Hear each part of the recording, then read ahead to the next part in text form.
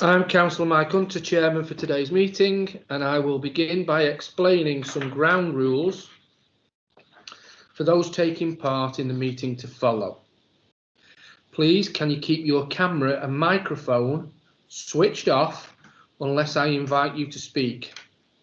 This is to ensure that only one voice can be heard at a time, talking without interruption. This also helps to avoid feedback and background noise and to save bandwidth. For members of the board wishing to speak during the debate or raise a procedural point, please indicate your desire to do so by using the chat facility, which can be accessed via the information bar near the centre of your display. Present at today's meeting are members of the Strategic Planning Board. I intend to call their name one by one and ask them to switch on their camera and microphone to introduce themselves and confirm that they can hear the proceedings. Starting with Councillor Susie Akers-Smith.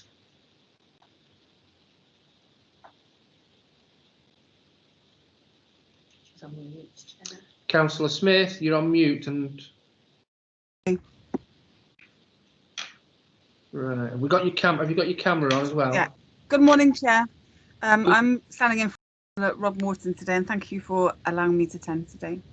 No, it's a complete and utter pleasure. Thank you very much. You can hear us okay then, can you, Councillor Yes, Smith? it's perfect here in Congleton.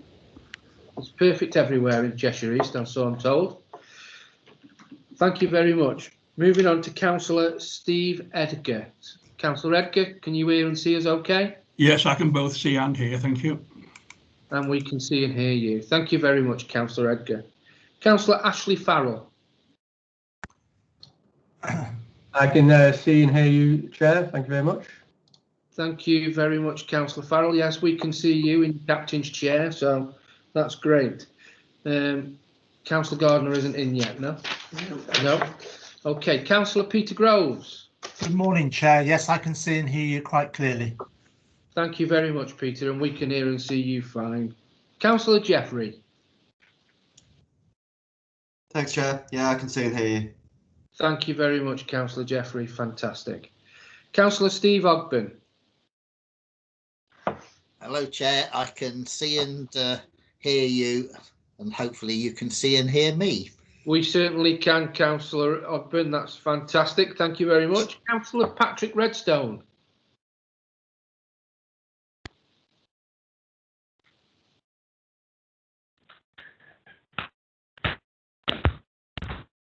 I'm here, Mr. Chairman. I think you might be having a little bit of problem. Can you hear me? I can hear you. Have you got your camera off? Nah, there we go. I can see you as well now. Thank you very much, Councillor Redstone. Councillor Brian Puddicombe. Thank you. Yeah, good morning, Chair. Seeing you loud and clear, assuming you can see me. I certainly can. Thank you very much, Brian. Grand. Councillor Jackie Wetherill.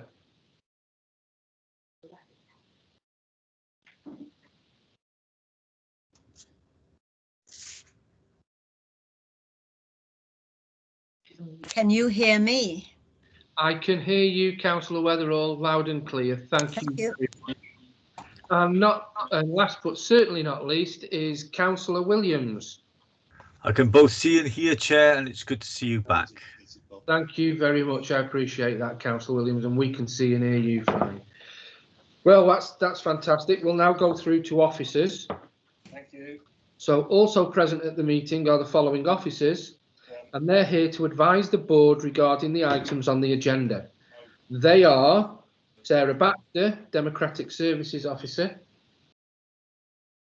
Nikki Folan, Planning Solicitor, Paul Hurdis, Highways Officer, Nick Holland, Principal Planning Officer, Robert Law, Planning Team Leader, David Malcolm, Head of Planning, Paul Reeve, Flood Risk Manager. At this point, I would just like to say a couple of words in appreciation.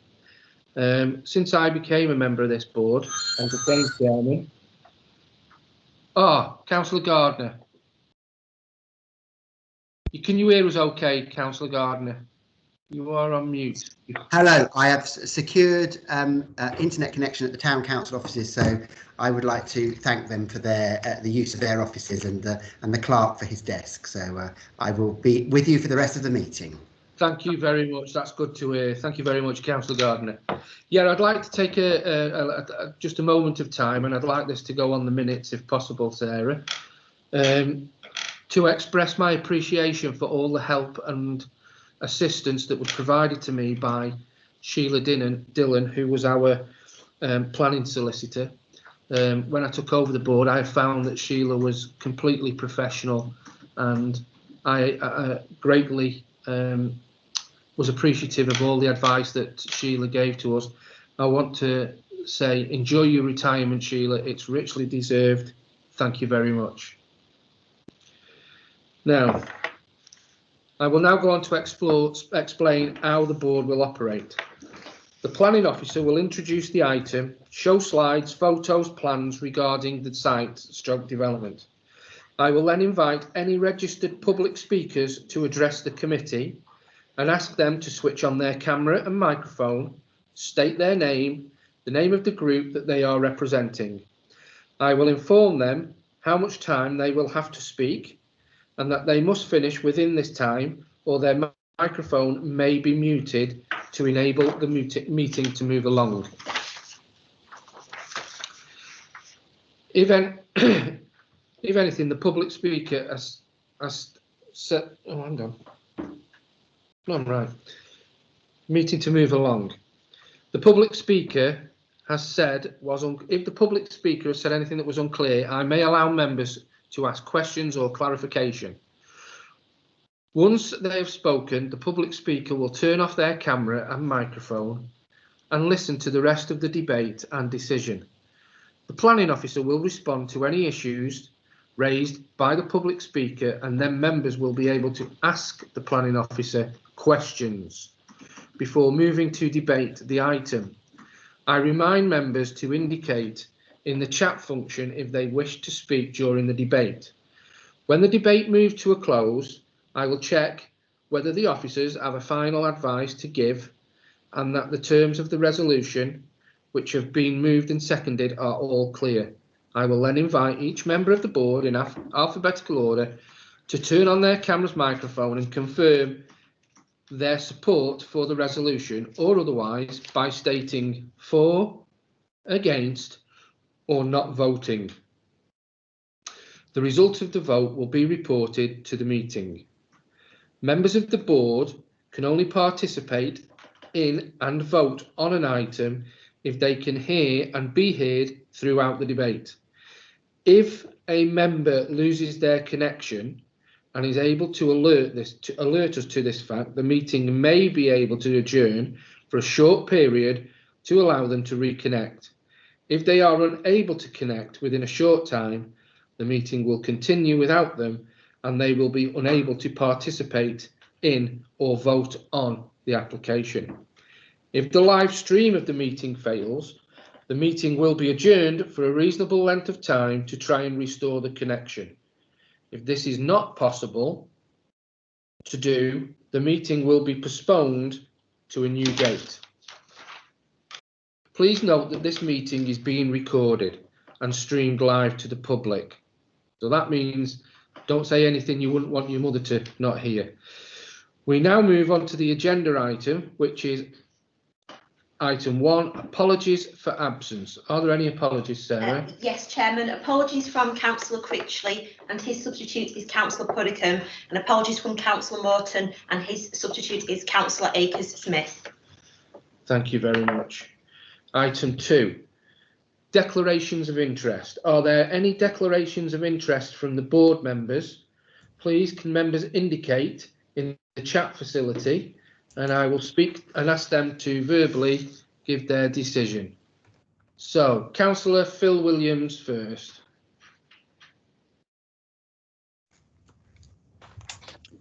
I suspect I'm not the only one to say this, but I have had an email from a resident about this, but to which I have not responded. Yeah. Can I just check which application, Chairman? Is that the King's application? The King's application, yes. Sorry, I should have made that clear. I think that a blanket one on that would probably be precise. So, Councillor Hogben.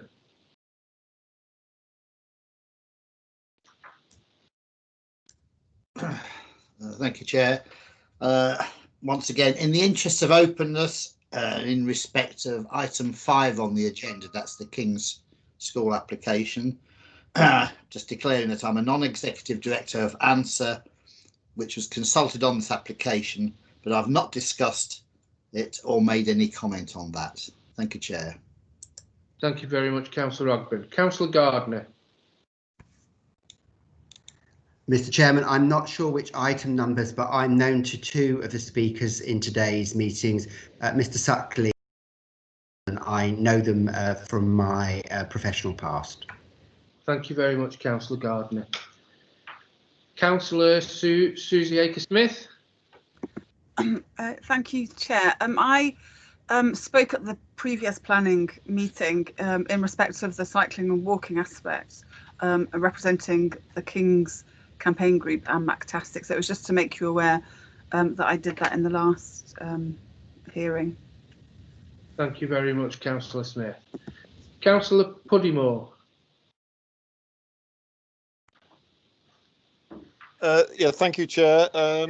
On the King's School application, just to let you know that the town councillor speaking is known to me because we represent the same ward, and she also happens to be my wife.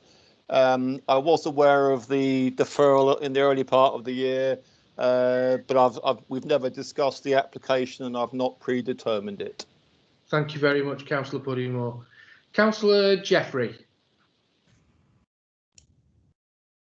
Thanks, Chair. I'm ward councillor for the Royal London application 20/3107. Thank you very much, Councillor Jeffrey. We've got that down.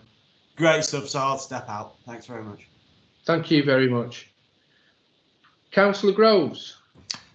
Thank you, Chair. Just to let you know and just confirm, I think it's already been raised. I've actually had 2 emails from residents in relation to item 5 on the agenda, the King's School application, Chair. Thank you very much, Councillor Groves. Councillor Farrell.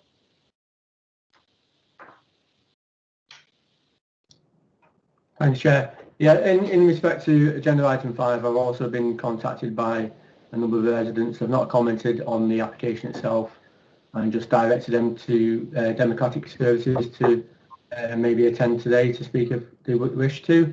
And also actually in agenda item 6, I'm actually in a process of a job application with Royal London. So if there's some sort of advice on whether or not I should not attend that agenda item. Okay, just leave that one with us for 1 second and I'll get straight back to you. Councillor Groves, did you catch? Is okay for that? Sorry, Chairman, I'm just confirming that Councillor Barber's made it into the meeting. Right, okay, fantastic. Councillor Groves. I think I've already spoken, Chair, just to let you know that I've had 2 emails from residents in relation to item 5. Thank you very much, Councillor Groves. So, oops. Let me just go back down, make sure we've got everybody. Councillor Edgar.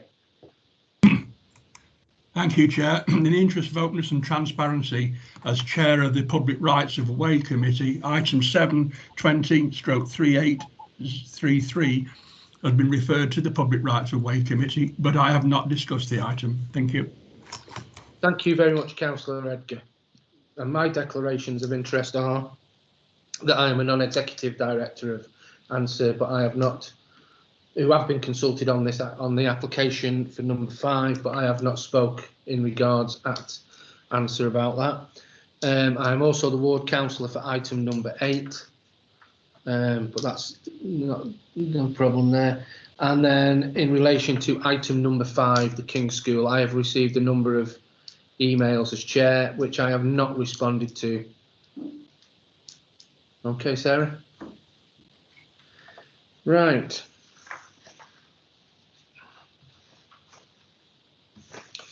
Thank you very much, everybody. Sorry, Chairman, can I just go back to Councillor Susie Akers-Smith declaration? Can you just explain again what it was, because I didn't quite catch it. Sorry, there was a number of messages coming back and forth about trying to get a councillor in, so I've missed exactly what you said. Could you speak at the previous? Yes, what I did, I'm just getting up here what I said. So I spoke at the last meeting in respect of the active travel measurements for the site. It wasn't on behalf of the group. They asked me if I'd represent the cycling and walking aspect of it, and that was the only reason why I spoke.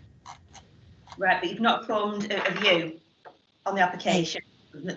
Right, okay, no predetermination. No.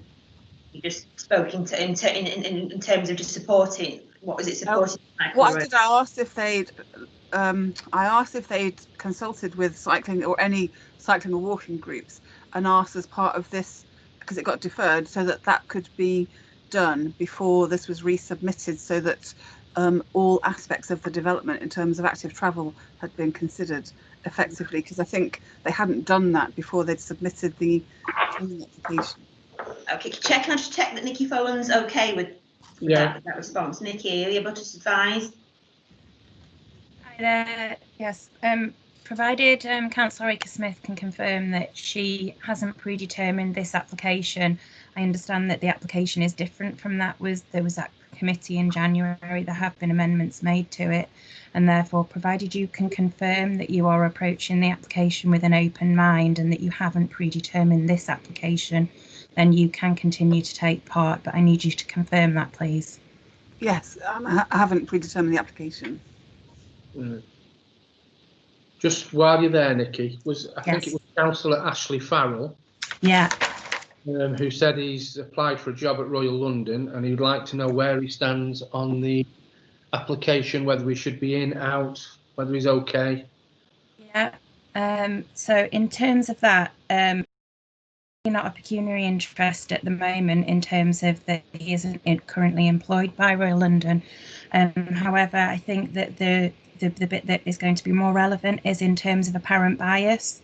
And so he needs to consider whether a fair-minded and informed observer, having considered all of the facts, would consider that there is a real possibility of bias in the circumstances that exist. And I think that in this case, I think I'd probably be a little bit cautious in terms of that, in the fact that it's in the process of a job application to Royal London. Okay. Is Councillor Farrell there? Does that help, or has he got any other queries? No, that's fine. Yeah, I'm happy to sit that one out then, just to rule out any sort of misunderstandings. That's good. I think that's very wise. I think it's always better to err on the side of caution on these matters. Sarah, you'll be able to sort that out, won't you? So Sarah will take you out and bring you back in once that item's up and gone. Councillor Farrell. Thank you very much, Nikki. Well appreciated. Right, we can move on now to item number 3, which is minutes of the previous virtual meeting, which took place on November the 18th, 2020. Can I ask somebody to propose that these minutes are a correct record of the meeting? Councillor Edgar. Thank you, Chair. I'm happy to approve. Thank you. Thank you very much. Do we have a seconder? I'm happy to second, Chair. Thank you very much, Councillor Groves. What we will do now, we now have a mover and a seconder. I will invite each. Does any member wish to speak on the minutes before I move on? Councillor Jeffrey? He's got his camera on, Chairman, so I was just asking if he could take his camera off. Sorry, it's come up on the bottom here. I hate that when it comes on there. Right, okay then. So we will move. Sorry, Chair. Sarah, did you say I had my camera on then? I don't know whether it's my laptop. I'm suffering through IT issues, but I've got you appearing on my screen, but I think you're frozen. I'm waving now. Is that frozen? No, you're frozen on mine, but I don't know if it's just my laptop. Well, he's not. No, he's. No. I'm fine. Yeah. Can you see him, Chairman, moving? Well, Councillor Williams says he looks frozen. Right. I think if you could just take your camera off and back on, that hopefully will sort it. Councillor Jeffrey. Sorry, say again, Sarah. could just turn your camera off and back on. Hopefully that'll sort it. You're frozen on mine, and I think I'm turning it on. There you go. Yeah, That's on now. Yeah, no, Off now. Yeah, thank you. Great stuff. Fantastic. Right, so we'll move to the vote. I'll invite each member of the committee in alphabetical order to confirm their support or otherwise by stating for, against or not voting. When members do so, please will they turn on their camera and identify themselves. I will now go to Councillor Susie Akers-Smith. I'm not voting, Chair. Sorry. I'm not voting because I wasn't here at the last meeting. Thank you very much, Councillor Akers-Smith. That's fantastic. Councillor Steve Edgar. For. Thank you. Councillor Ashley Farrell. For. Thank you very much. Councillor Garder. For. Thank you. Councillor Groves. For, Chair. Thank you very much. Councillor David Jeffrey. For. Thank you. Councillor Steve Ogburn. For. Councillor Brian Puddymore. Puddicombe, sorry. I'm sorry, Brian. That's all right, Chair. Not voting. Thank you very much. Councillor Patrick Redstone. For. Thank you, Patrick. Councillor Jackie Wetherill. For, Chairman. Thank you. Councillor Phil Williams. For.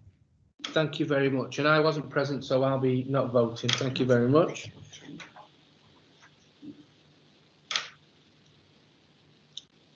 So they're carried, Chairman. Yep, thank you very much. They're carried.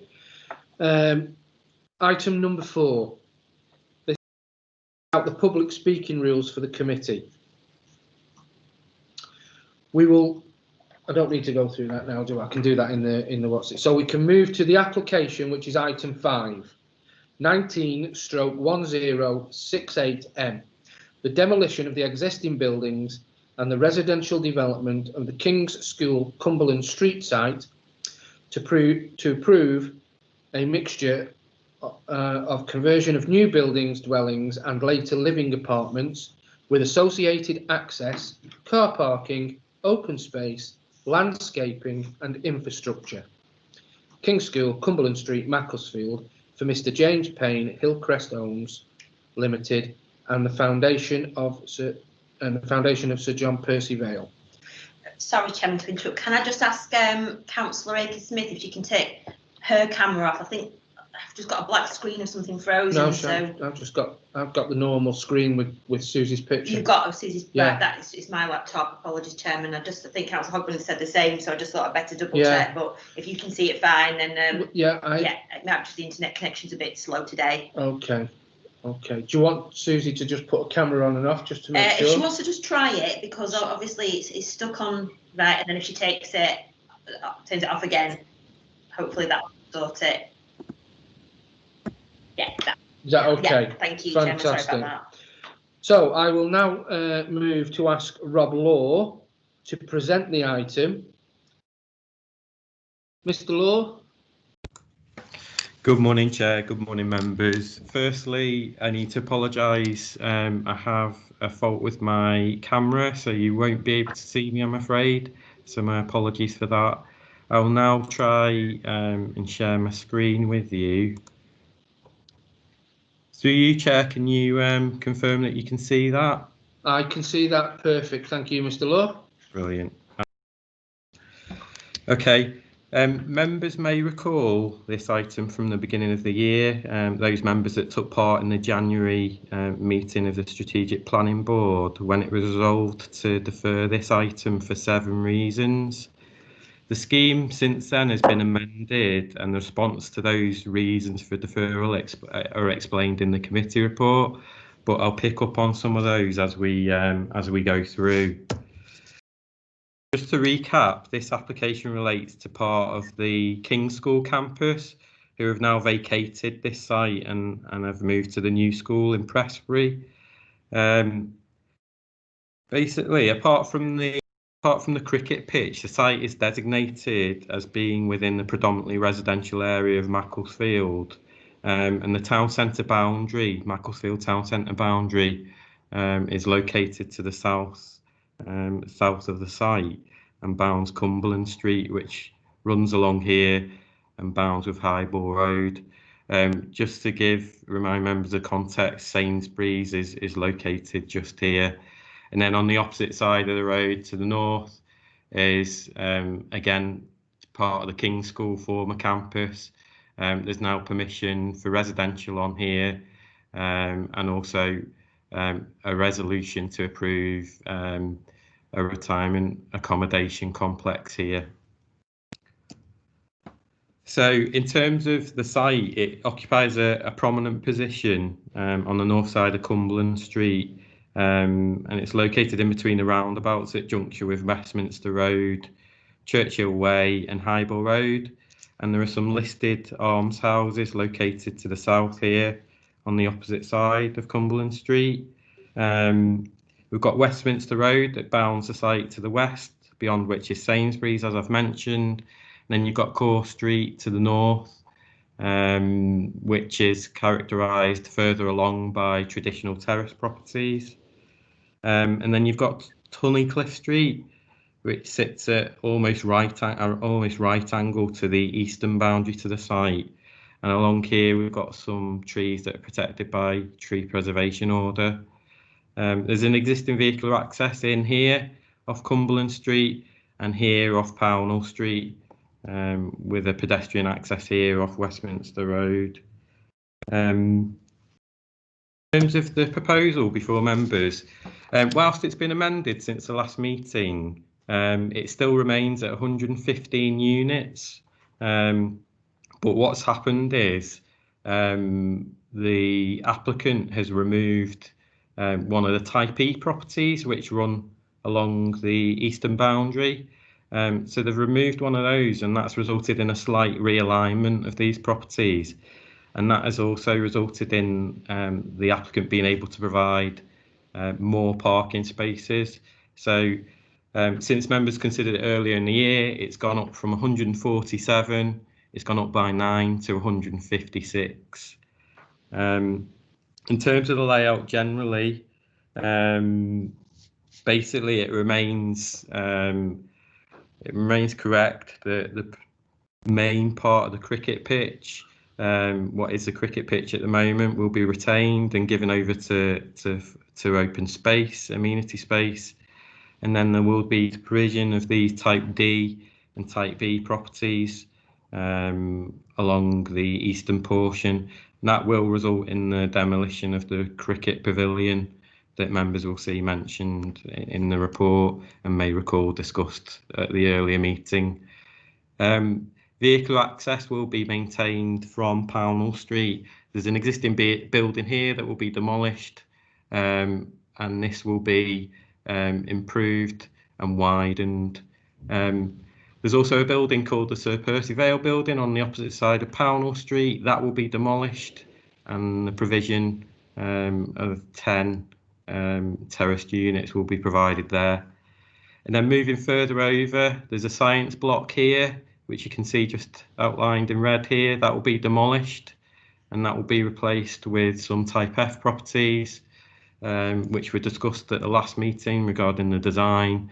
Those have been amended, and I'll run you through those when we get onto that house type. And then moving further around, an important attribute of the scheme is a footpath that will be brought in on the inside of the boundary wall to Cumberland Street. So that's a pedestrian and cycleway that will run along the southern boundary, and basically a new access will be created here for pedestrians and cyclists at the corner, so that will promote connectivity. And then moving further around, there remains the provision of the later living block, which the applicant has explored various ways of reconfiguring that, but for various reasons, primarily the impact on the viewpoints of the listed building and views across the cricket pitch, which are important to retain, that is similar to what was considered previously, with the exception that the units have been reduced in size internally to provide an additional unit to offset the loss of the house that's been removed to make way for additional car parking. So in terms of the principal listed buildings, the main school building here and the library, the library will be sensitively converted into 7 units, and the facade of the main school building will be retained, and behind that a development of apartment blocks will be basically constructed. And then in addition, moving further around to Coare Street, 3 units will be built on there as well. So this just shows the proposed access off Pownall Street. As I said, there's a building here at the moment which will be removed, and this will be widened. Some parking will be provided alongside, and a high quality access will be created moving into the site. So in terms of the main school building, in terms of its appearance, it will be retained pretty much as it looks. It will be sensitively converted in terms of retaining the facade anyway, in terms of providing 29 units, apartments within this block that then backs onto Coare Street to the north. And then at the rear, this is how it would appear at Coare Street. So sensitive at the front in terms of retaining the historical character, but then recognising at the rear that there's scope to go with a contemporary approach, and that is what is proposed before members today. In terms of the conversion of the principal listed building, the library, again, this is a sensitive conversion. This will create 7 units, and there's no objection from a heritage point of view. And this will basically safeguard the future retention of this heritage asset. And then moving further around again to the site to the east, these are the D and D1 units that would frame the cricket pitch that would be retained as open space. The D1 units are the ones to the west of that row, and will create 7 units. As you can see, quite a contemporary approach, but with traditional queues, with chimneys and apexes to draw in and tie in with the apexes of the main listed building and the front school frontage. And again, moving behind those D1 units will be a row of E and E1 units. Like I said, we've lost one of those, so we're down to 8 units, which would range from 4 to 5 bed. These again would echo the strong sort of gables and apexes that are found in the main listed building, and a contemporary approach, but again with traditional design cues. And then moving round to the proposed later living block, situated to the west of the site. This is the view, so the eastern elevation that would frame the other side of the open space where the cricket pitch is, and again high quality design in terms of echoing the strong apex features, and this is nicely broken up in terms of setbacks and then projections.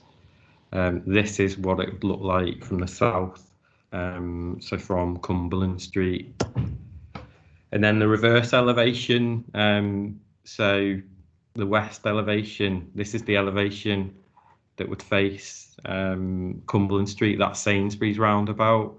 There is an existing arch block which is situated further along. This would be moved further over, and what that would do is that would promote and encourage views of the main principal listed building, and that's considered to be a benefit in this case of this particular part of the scheme. This obviously is the elevation north facing, which would face inwards into the site, facing the listed building.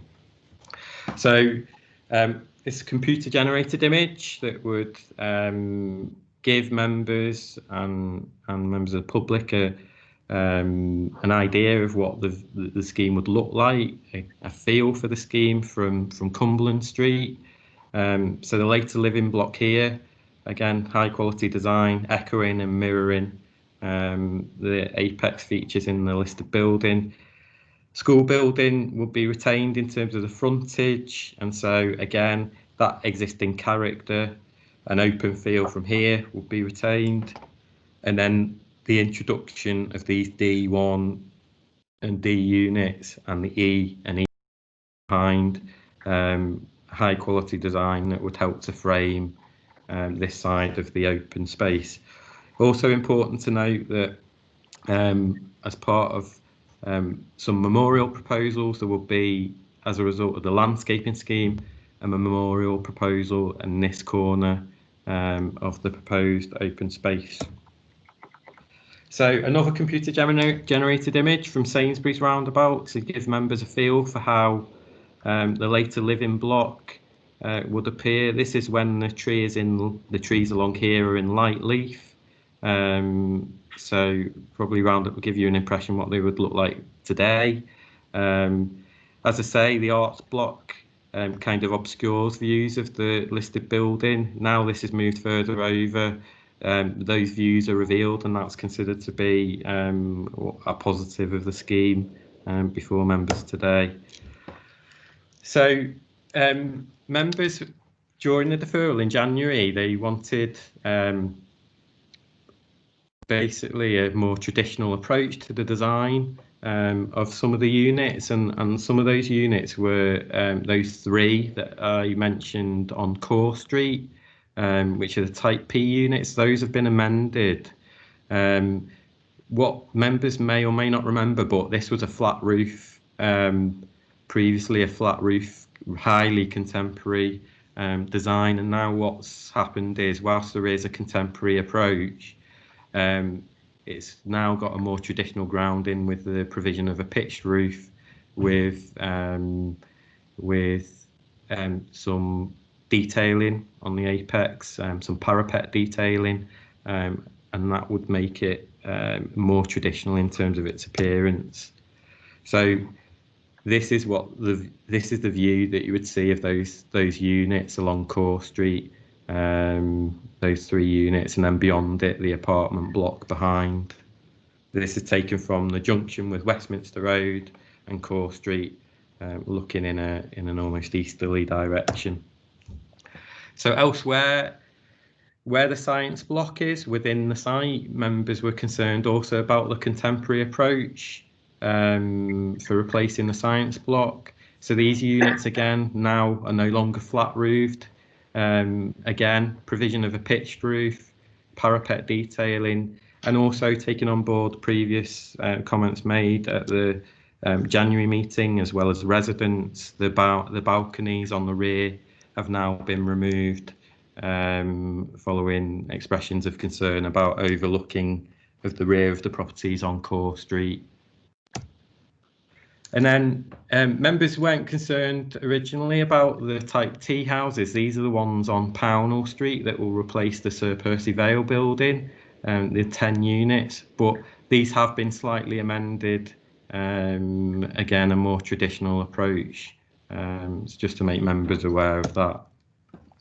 So in terms of just to familiarise members so they remember, this is one of the key viewpoints from Cumberland Street. This is taken from near the Wally Hayes car park to the south, and this is that view that is really critical to retain.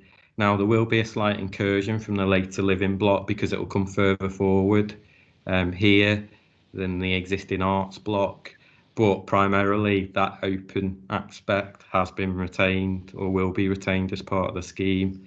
Here you can see the cricket pavilion that will be lost, and in its place you would have the type E and type D units. This is a science block that would be demolished to make way for the amended units. So this is just taken from within the site, and behind me are the war memorial gates, which will be retained, and the access off Coare Street, and also the gate Gate Lodge, which would be sensitively converted. That is also listed, and that will be converted into one house. So again, view across this open space will be retained. Science block removed and replaced. Type E and units here. So just from Cumberland Street access, this will be retained for use, but will be an in only. And as you can see, these are the wall memorial gates that will be retained as part of the proposals. Just important to note that the trees as well are respected and will be retained. Moving further round to the east of the site, this is a view looking west along Tunnicliffe Street. So the Type E units and Type D here. In terms of the amended proposals, there is a gap here to retain views from within the site out towards the hills in an easterly direction. And then moving further along, this is along Pownall Street, and this is where the access to Pownall Street will be widened. This would all be removed. This building removed. You can see the science block behind here, and then vehicular access will be provided and pedestrian access in through Pownall Street. Then moving further along to the north, this is a view along Coare Street. Existing unsympathetic buildings to the back of the main school building, which would be removed, as would this, to make way for the proposed apartment block that I mentioned previously. It's important for members to note that the Coare Street pedestrian bridge here, that's recently been demolished. And then moving further around, this is the arts block from Westminster Rd. Again, quite an unsightly structure and quite imposing from the Sainsbury's Roundabout, and obscures principal use as a listed building here. Benefit of the scheme that will be removed.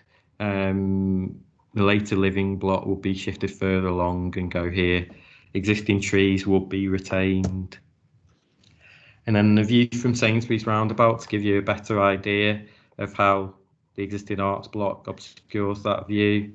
As I showed in the CGI earlier, the later living block will come further along here. And then back onto Pownall Street, this is another unsightly existing building which would be demolished to make way for those Type T units, the 10 terraced units that would be located on Pownall Street.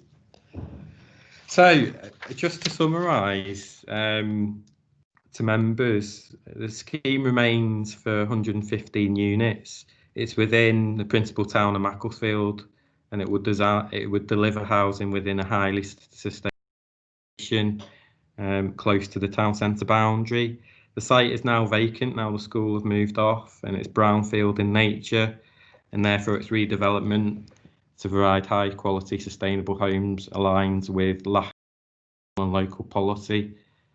There will be a loss of open space comprising of the cricket pitch, but this will be replaced with an equivalent or better provision at the new school site. And the proposal will provide a mix of housing which is diverse in range, including small units and some larger units, and those for those over 55 in the later living block. So a good mix of population. The scheme unfortunately cannot bear and remains to cannot bear the full affordable housing provision. So there's only 5 affordable units proposed, and unfortunately it can only manage contributions amounting to 377,000 to mitigate impacts on education, healthcare and children's play provision. Just whilst I'm on that point, important to note that one of the reasons for deferral previously was to consider redirecting one of the leisure contributions from providing 3 pieces of exercise equipment in Macclesfield Town, Macclesfield Leisure Centre, and instead redirecting that to West Park, which is near to the Sainsbury's on the west side of the development. So instead, what would happen is that £19,000 that would have secured money for exercise equipment, that will now go towards improving the children's play equipment there instead, and that's in response to members' concerns at the previous meeting. So the scheme has been deemed to address the reasons, or responded adequately to the reasons that members deferred the item at the earlier meeting in January. If members are minded to go with a recommendation to approve the application, it's recommended that the resolution at page 51 of the agenda reports pack is expanded so that the Section 106 agreement ensures that the proposed pedestrian and cycle route is secured under a Section 278 highways agreement, and that the public open space and unadopted areas of the internal road and footpaths are transferred to a management company for future maintenance and management. That's to maintain access by members of the public and make sure that's maintained in perpetuity. So that's to prevent it becoming a gated community, which has been expressed as a concern by some objectors.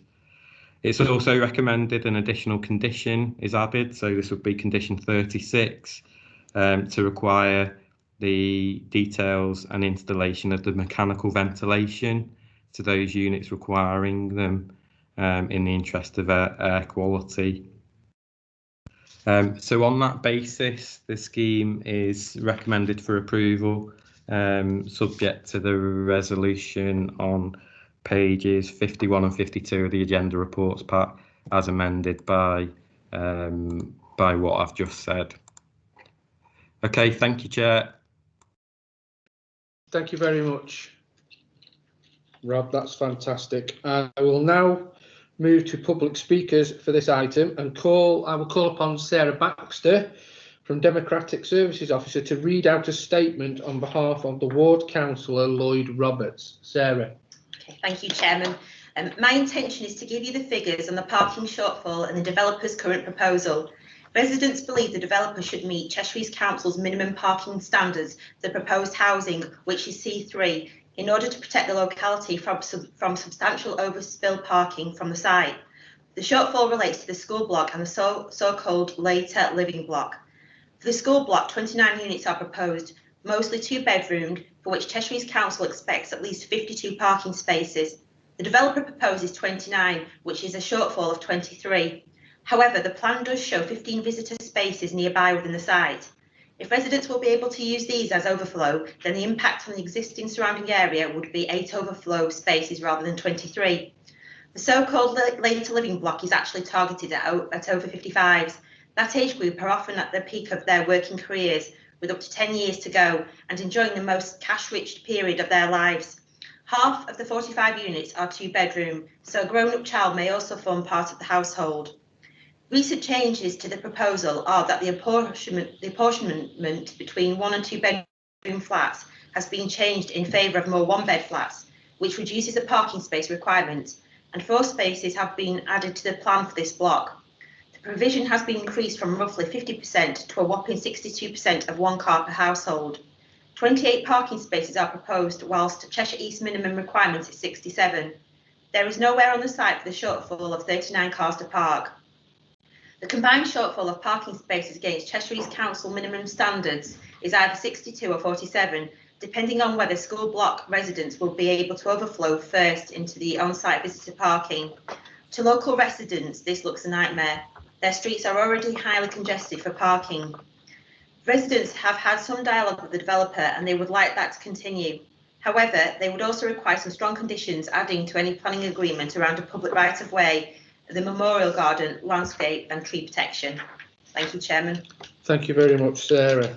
I would like now to call upon Councillor James Barber from the neighbouring ward to address the board. Can you please switch your camera on and your microphone, James, and give your presentation? You will have 3 minutes, isn't it, Sarah? Yeah, 3 minutes. Thank you, Chair, and thank you, Committee, for allowing me to speak today. So it's nearly a year since I last spoke to you, and so much has changed, and also so little. So little has changed in that we still have a clear need for affordable housing in Macclesfield. There has been obviously a small increase in recent years, such as in April 2019, it was found there was an increase of around 1.9%. But we need to continue increasing the numbers, especially given the context of the ongoing coronavirus pandemic, which has seen a really devastating effect on so many people's finances and livelihoods. The application also still fails to build a stronger community, providing only 5 affordable homes. And while the policy mandates 35, I find, to be honest, that the idea of just having 5, regardless of the financial implications, is it's not acceptable, because Macclesfield does not need more unaffordable homes. We need more affordable homes so that young people can get into the housing ladder, and that people who aren't able to afford these luxury homes can also obviously get accommodation in Macclesfield. The developer wants a mixed development and uses this to justify the building of detached homes on the green space, but a truly mixed development includes far more affordable housing. King's School also, I believe, still owns the site, and there may be a provisional purchase agreement with Hillcrest Homes, but in the summer it was King's School, obviously, that requested permission to demolish the bridge on Coare Street. But also, so much has changed. So obviously we now have the viability assessment by Avison Young and a review by Gerald Eve in the public domain, which is great. However, we don't have the construction costs for public scrutiny. In November 2019, Avison Young set a benchmark land value of 2.3 million, suggesting office space as an alternative use for the buildings. But especially as, again, we've seen with the pandemic, people's working habits have changed dramatically, and it is not clear they will ever change back, with so many now working from home. And there's plenty of office space for rental sale in Macclesfield as it is. And so Gerald Eve considered it inappropriate to use alternative use as, and I quote, "the site is currently in occupational use as an independent school, albeit in a reduced capacity. The subject site should be valued as a going concern." However, with King's School having moved successfully to the new site in Prestbury in the summer, the Cumberland Street site is of course now empty, and its maintenance must be a drain on resources.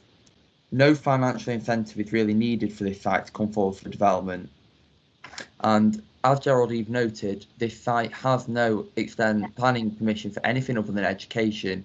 It has no outline planning permission, and it is not allocated for residential development in the local plan, as it was not submitted to the SADPD process, which was out of consultation.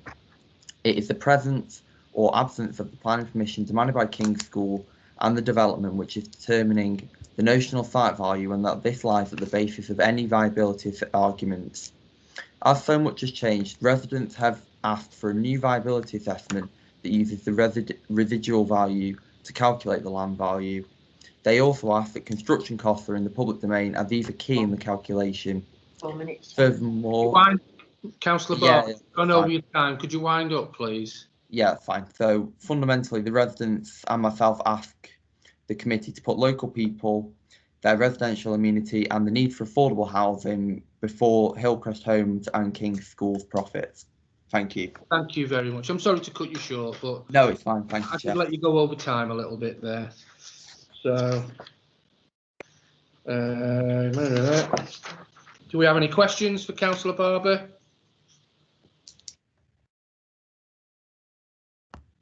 No. Okay. Thank you, Councillor Barber. If you could switch off your camera and microphone, and we appreciate your contribution. Sorry, Chairman, one question just come through. Oh, now. hang on. Councillor Williams would like to ask a question, please, Councillor Barber. Councillor Williams. Yes, sorry, I wasn't quick off the mark there. I'll give you a presentation Councillor Barber. It's interesting. Yeah, if this is a sort of blue skies question, really. If you had a magic wand or a blank sheet of paper, what would you like to see on this site? Thank you, Councillor Williams. For me, I think the key would be, I mean, anyone that knows me will know I'm a much bigger advocate for affordable housing for a start. I would like to see far more. I understand, obviously, the developers have made their arguments about why we cannot have the amount that perhaps we would want, but for me, I find the idea of 5 just not to be an appropriate amount. So for me, I would like, if I had a magic wand, as you say, I would much prefer to see affordable housing on the site rather than the current scheme. Thank you very much. Do you have a supplementary, Councillor Williams? Yes, yes, I do. Would you like to see a mix of affordable housing and other forms of housing, or purely affordable housing? I'd like to see a better mix, to be honest. Right. Okay, thank you. Councillor Farrell, I believe you wish to ask a question. Yeah, just a quick one. I just thought of then. You mentioned, Councillor Barber, you mentioned in your presentation, your statement, the housing mix proposed, and also the detached houses proposed in the plan. How, as a neighbouring ward member, how do you feel that those type of houses fit into the immediate area?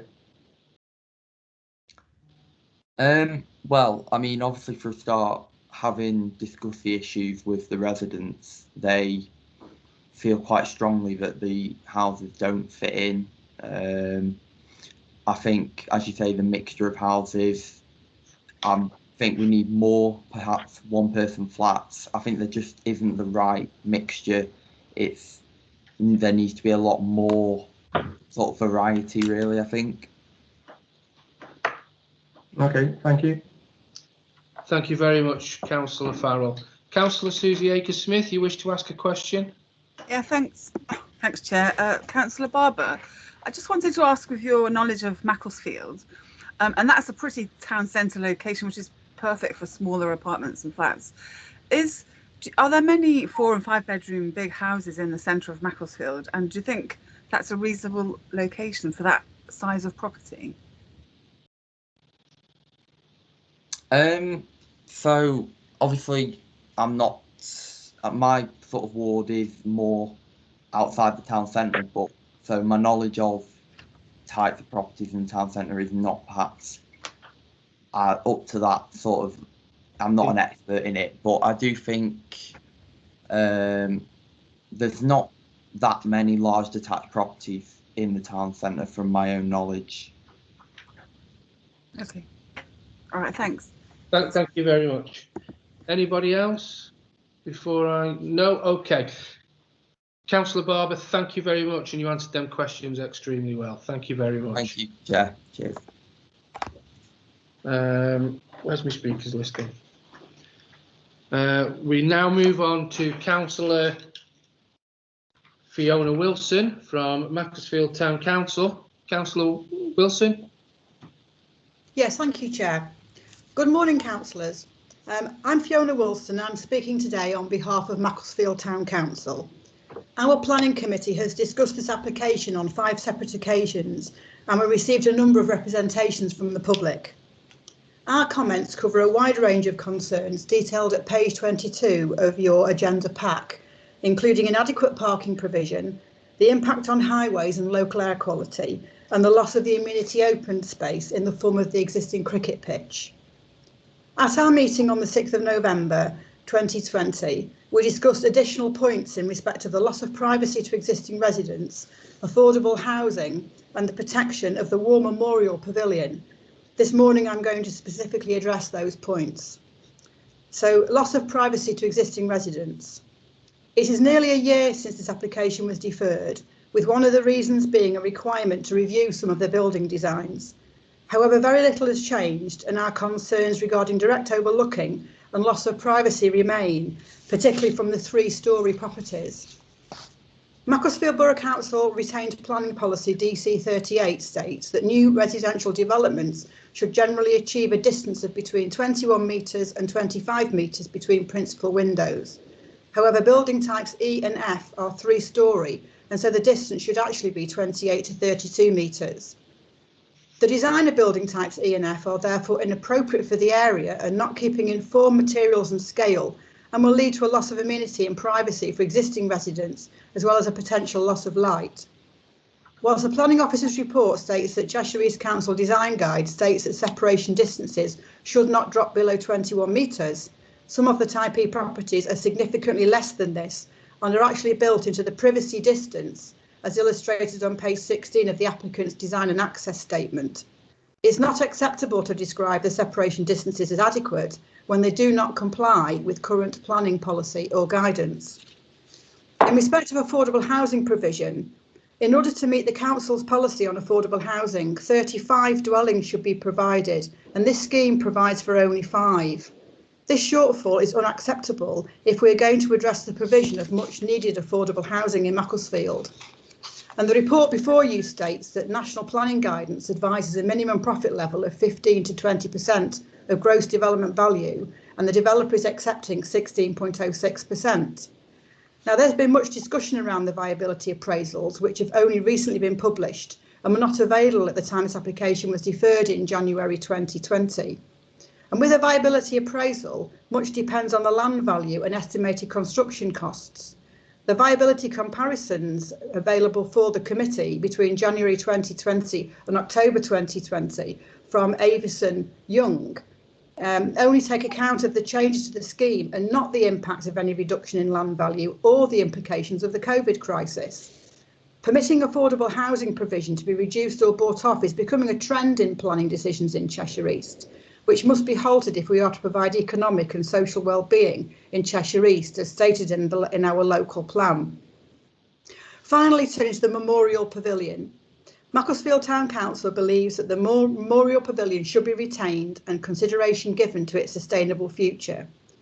During World War I, 69 pupils and 1 member of staff died, a large loss for what was then a small school. The school's War Memorial Fund initially funded schooling for World War I orphans. Then in 1929, a bronze memorial tablet was dedicated in the entrance foyer. The remaining funds were used to build a memorial pavilion by the cricket field. This was opened in 1935 and also housed a library and study area. Over time, the Former Pupils Association's project raised £75,000 to restore the pavilion so it could once again be a fitting memorial to the fallen old boys, and it reopened in 2001. The officer's report states that many expressions of concern have been expressed about the loss of the pavilion, and I can confirm that after speaking on this issue at the strategic planning meeting in January, I received a great many emails from residents from all over Macclesfield, thanking the Town Council for defending the pavilion. And whilst the school have stated that the pavilion does not play a role in commemoration or remembrance, this is not the view taken by the public or the War Memorials Trust, who are recommending that an alternative scheme that retains the pavilion be investigated. Therefore, the suggestion that the pavilion be replaced by a high-quality memorial is not acceptable to either the residents, the people of Macclesfield, or the memory of the fallen pupils. For all the reasons I've stated, Macclesfield Town Council ask you to oppose this application. Thank you. Thank you, Councillor Wilson. Do we have any questions, please, for Councillor Williams? First, we'll go to Councillor Akers-Smith.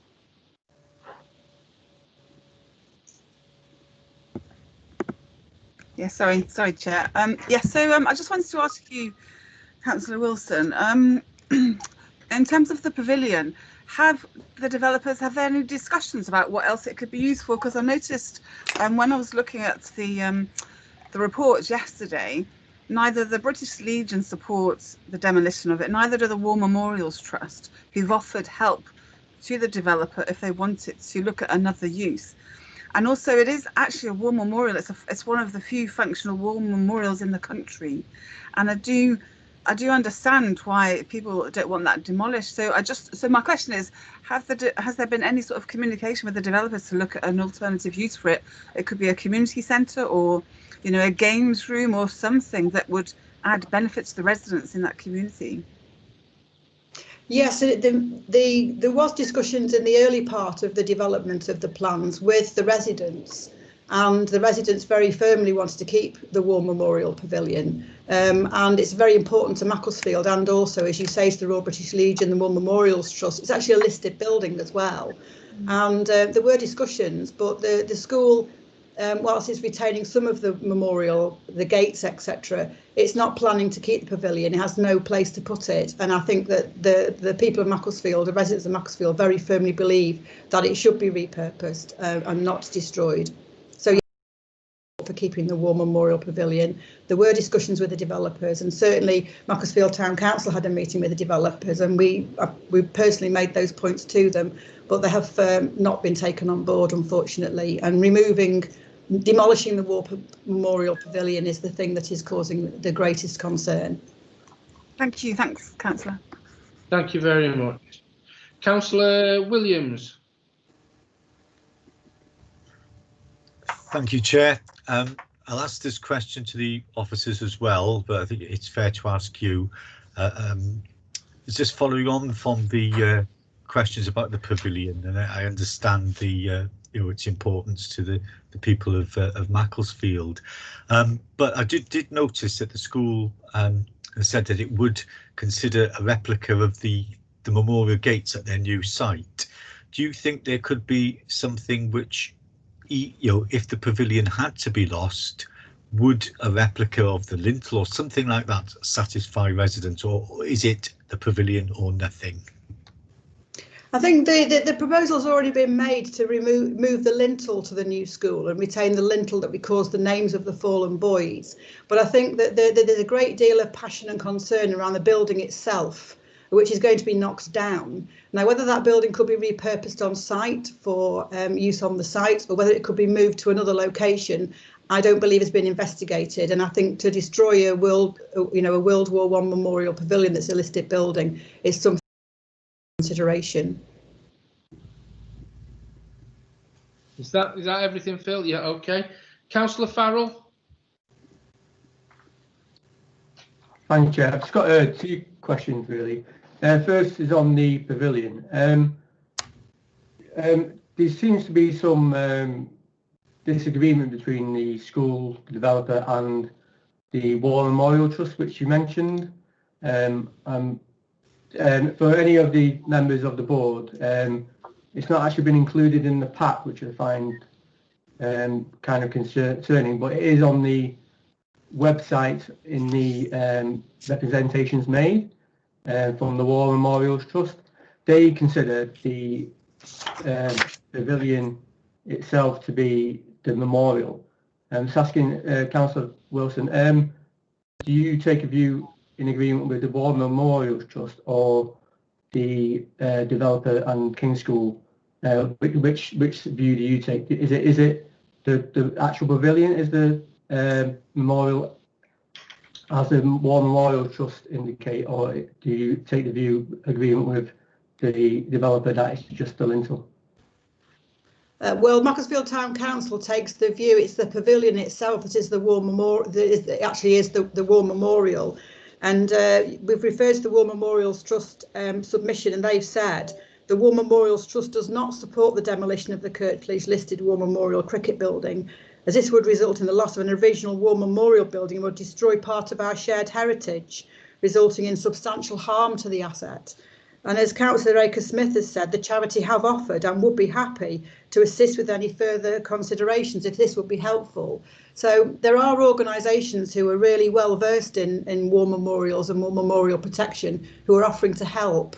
And I really do think that Strategic Planning Board should actually ask for that offer to be taken up, because it's the pavilion to the memory of the fallen that's the really key issue, rather than taking bits of it away somewhere else.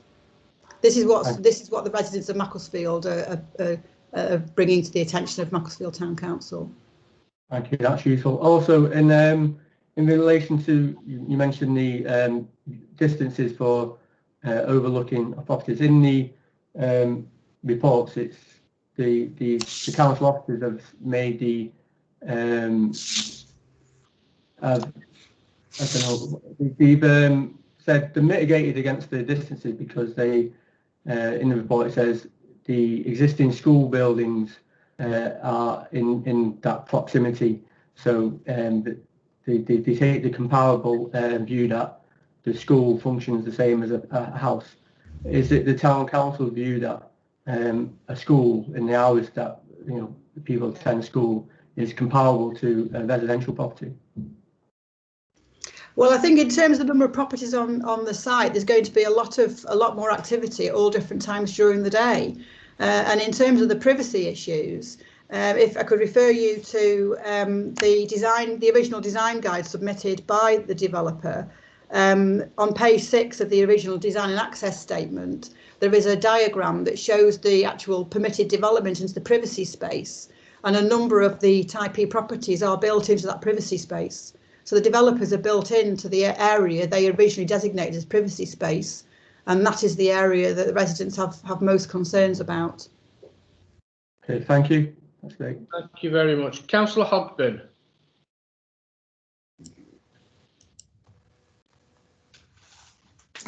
Good morning, Councillor Wilson. A couple of questions. One is a very simple one, and the other one does relate to what you said. Maybe not quite so simple. First of all, yes, the pavilion has been a war memorial. Has it been actually accessible to the public at times when memorial events are held? That's one. And the second question is about your view on the affordable homes. Is the concern about the absence, almost total absence of affordable homes, or is it concerned with the need for low-cost homes? Because then we get to the heart of the use of the word affordable when we're talking actually about social housing, which is not necessarily generally affordable to the people who really need it. So yeah, memorial, has it been accessible for the public, and the view on affordable versus low-cost homes? Yeah, thank you. So, thank you very much, Councillor Hobden. I mean, the pavilion is accessible, and it's currently in a public space, so people can attend for private remembrances.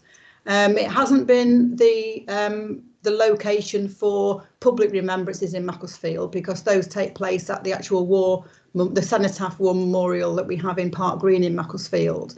But I do know that individuals do meet at the pavilion to observe the 2-minute silence on Armistice Day, and I know that there was a socially distanced meeting there this year, because that was down to the fact that we had to, for reasons of COVID, restrict attendances at the Cenotaph.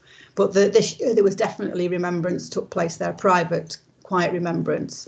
In terms of affordable housing, the absence low-cost social housing, I think an opportunity has been missed at this site to make provision for more affordable homes.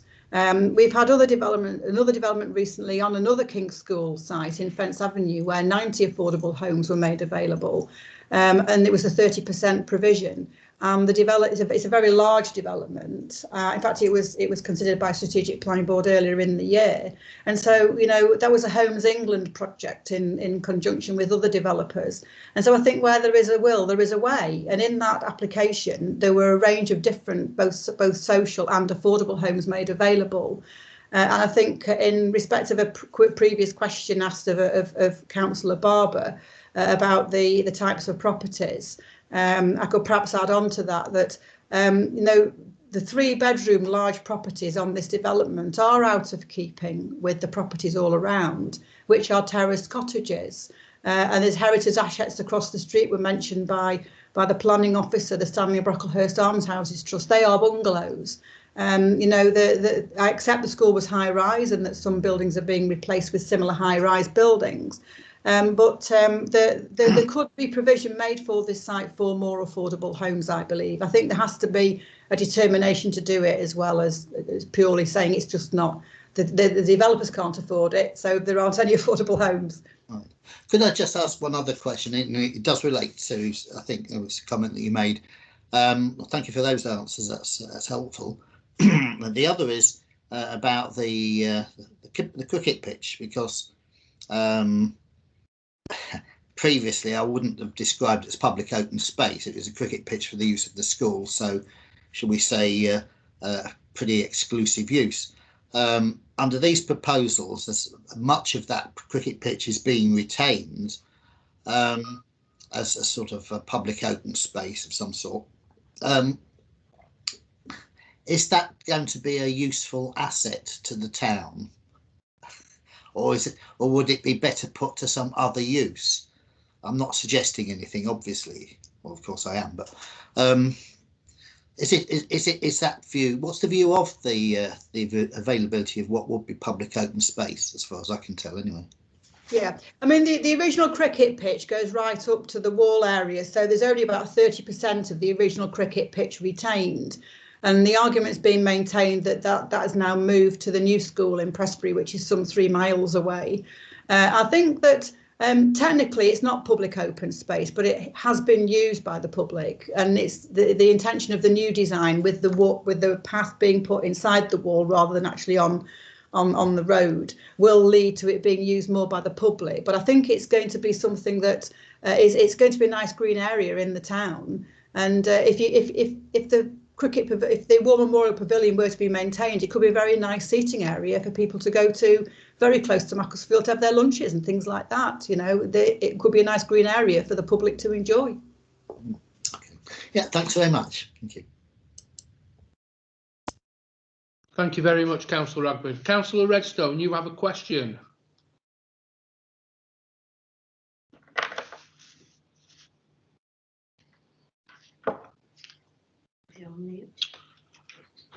Councillor Redstone, you're on mute. Thank you, Chair. Yes, I have. Councillor, can you hear me? Only just. Okay. Can't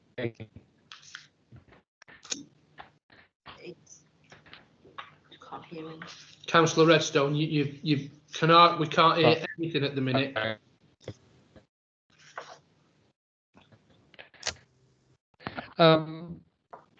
I should have been told in the hear me.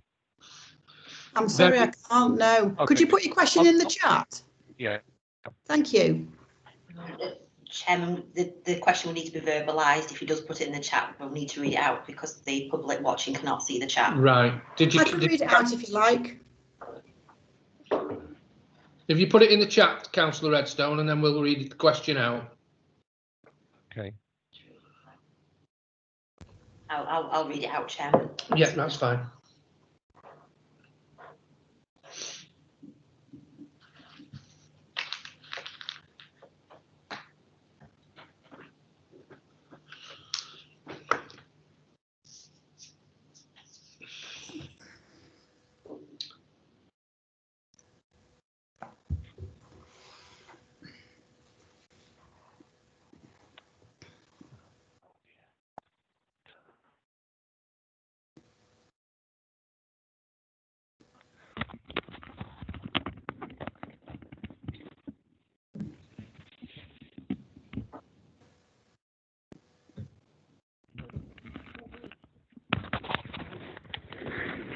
What I want to say is if excess profits are made on this site, we put in a clause.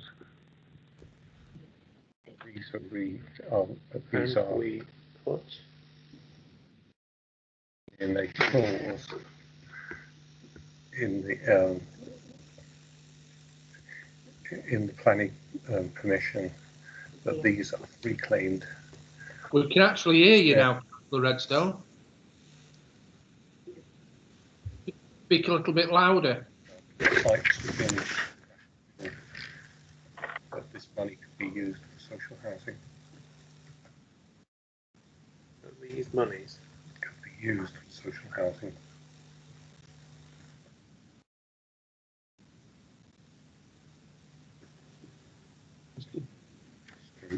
Affordable housing. Also, so social/affordable. Yeah.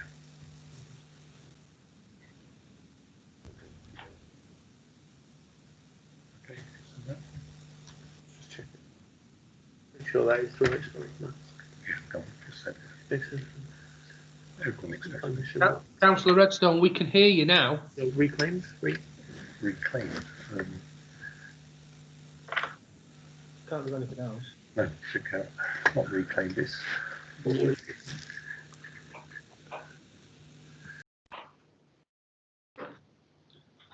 At least we know. At least. Adjournment. Move on to. Does anybody else whilst he's typing got a question? Just give him half a minute. We must be nearly typed it by now, I would think so. Right.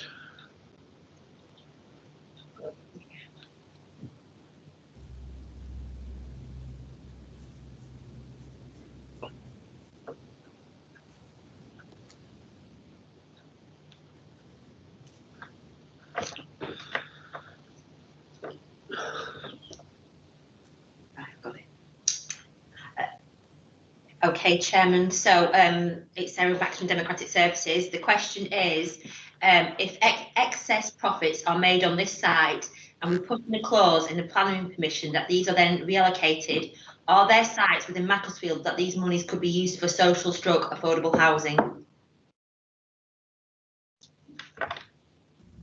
So that's the question for myself, is it? Sorry, Councillor Wilson. Yes, that was from Councillor Redstone. Okie dokie. Well, I think that yes, there's always a need for social and affordable housing in Macclesfield, and there is some being built at the moment, both by Peaks and Plains and also with developments at other former King's School sites where there are adequate provision. In fact, the required policy provision being made for social and affordable housing. So yes, there are other locations, but the point I would make about that particular question is that it doesn't get past the fact that the properties that are in this development are all large homes and they're actually out of keeping with the homes around them. The Macclesfield Town Council has a policy of encouraging in-town living and encouraging development in the town council for people to come and live in the town centre. And it would have been really, really so much more preferable if this application had included some more affordable homes, more starter homes, and more homes for single people, 1 and 2 bedroom homes and apartments. And so I think that's the design. That is the design opportunity that has been missed. Thank you very much. Do we have any more questioners for Councillor Wilson? No. Councillor Wilson, thank you for your time, and that was eloquently put. Thank you very much. Thank you, Chair. Can we now move on to Mr. Jason Tetley, please? Mr. Tetley, you have 2 minutes. Can you see me? Can you hear me okay? Yeah, we can see and hear you. Can't see you. Great stuff. Oh, sorry. Yeah, okay. My name's Jason Tetley. I'm a local resident and me and my family live on Pownall Street. First of all, thanks for the opportunity to speak. I have to admit, I'm a bit disappointed because I was hoping I wouldn't be here today. I was hoping that all of the issues raised in January could have been resolved. I appreciate that the committee itself is tasked with balancing 3 potential competing parties here, and they are namely King's School, that owns the land, that have already built their new campus, and from the valuation, it seems are due a premium on the sale price. We've got Hillcrest that wishes to maximise its profit upon the developments, which even in the lower rate is somewhere in the region of £4.5 million. And then there's the rights and the wishes of the 300 local residents and the wider Macclesfield community.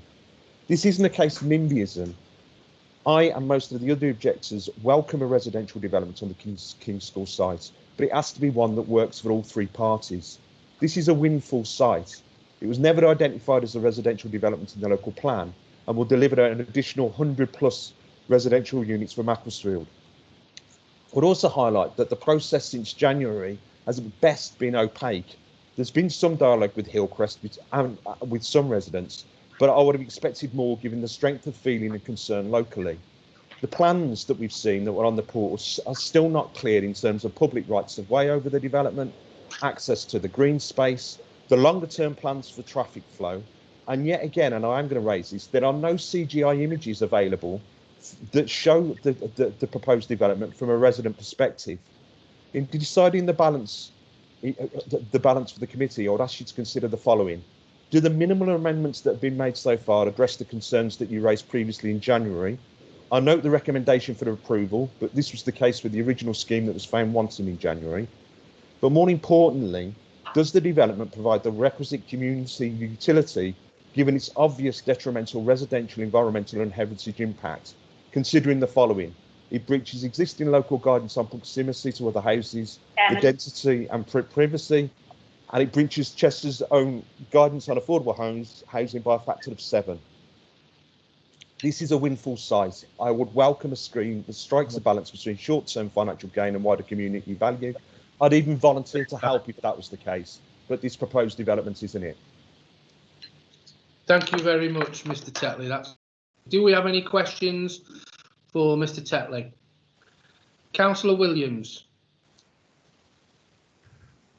Thank you, Chair. Thank you, Mr. Tetley. I'm going to ask you, Mr. Tetley, a similar question to ask Councillor Barber. I appreciate you've set the context very well there, and there are those 3 aspects that we have to consider as a committee. But if you had a blank piece of paper, if you had a magic wand, as I asked Councillor Barber, what would be the kind of mix that you would like to see, and what sort of public amenity aspect that you alluded to there would you like to see? Were you able to have it? It's all about the art of the possible, of course, but if you did have a blank piece of paper, what would your recommendations be? Thank you. The issue for me at a couple of points, first of all, in terms of where I live next door to the British flag pub. I'm not too worried about people overlooking my home because I've already got the school, admittedly between 9:30 and 3:30. It was in use, although it's obviously not. But there are other residents in the adjoining area that itself are more negatively impacted. In terms of affordable housing, there's a massive scale between the 5 that's being offered and the CEC's expected number of 35. I don't know, I'm not a planner, but it just seems to me that between 5 and 35 gives you enough room to be able to come up with some form of a scheme that's going to provide the amenity that we're looking at. That's the major thing for me, really, is that when I'm looking in terms of an opportunity to develop next door to Macclesfield Town Centre affordable housing, and yet again, you know, I would go along with CEC's own definitions of that. Where we are, it's a 7th of the number. That's not even touching the sides in terms of A, what's required, first of all, in Macclesfield, but secondly, what potentially could be available in terms of alternative schemes. And what in fact we are going to see, and this is the other concern for me, is at the moment it's not fully detailed exactly what the rights of access are going to be. And are we just going to create a gated community where that sits and lives independently away from the rest of the residents, when ultimately the actual negative impact of it all is going to fall upon the existing residents themselves? I want to welcome my residents. I want to welcome the people that live on that site, and I want them to be part of my community.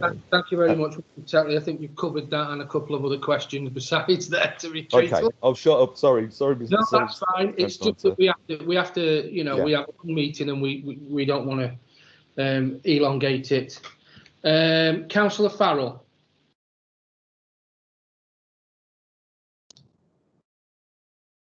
Thank you, Chair.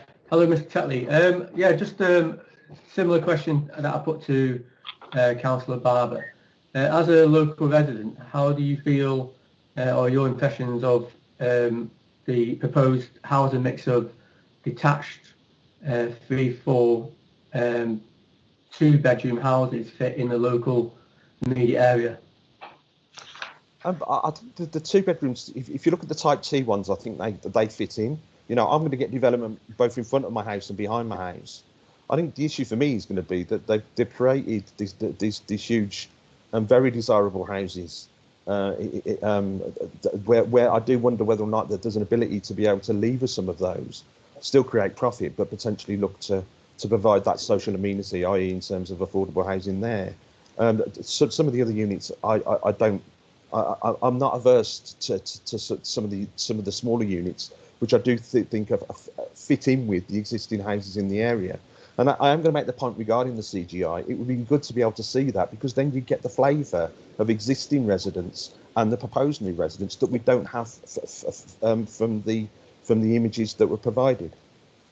Okay, and also in regard, you mentioned the aspect you wouldn't want to see this development become a gated community.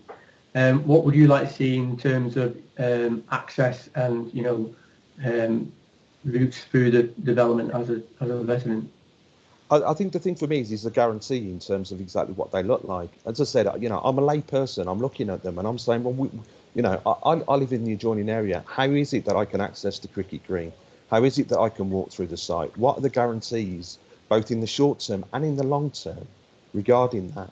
And my other question then was also around parking, and regarding access around car flow.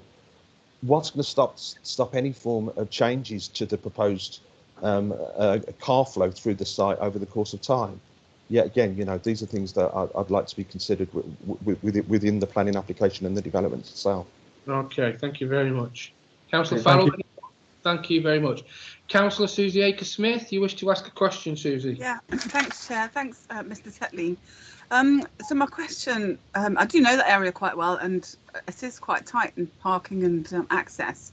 But are you aware if the transport assessment includes vehicle trips in addition to resident journeys?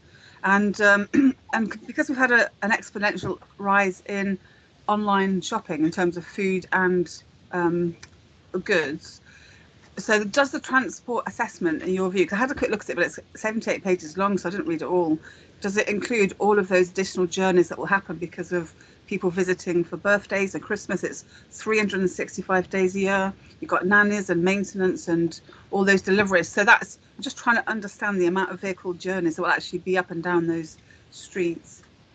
I'm going to express my my lack of knowledge in terms of the number of journeys. All I'm going to say, however, is what we are looking at is there's between a 47 and a 63 shortfall around parking.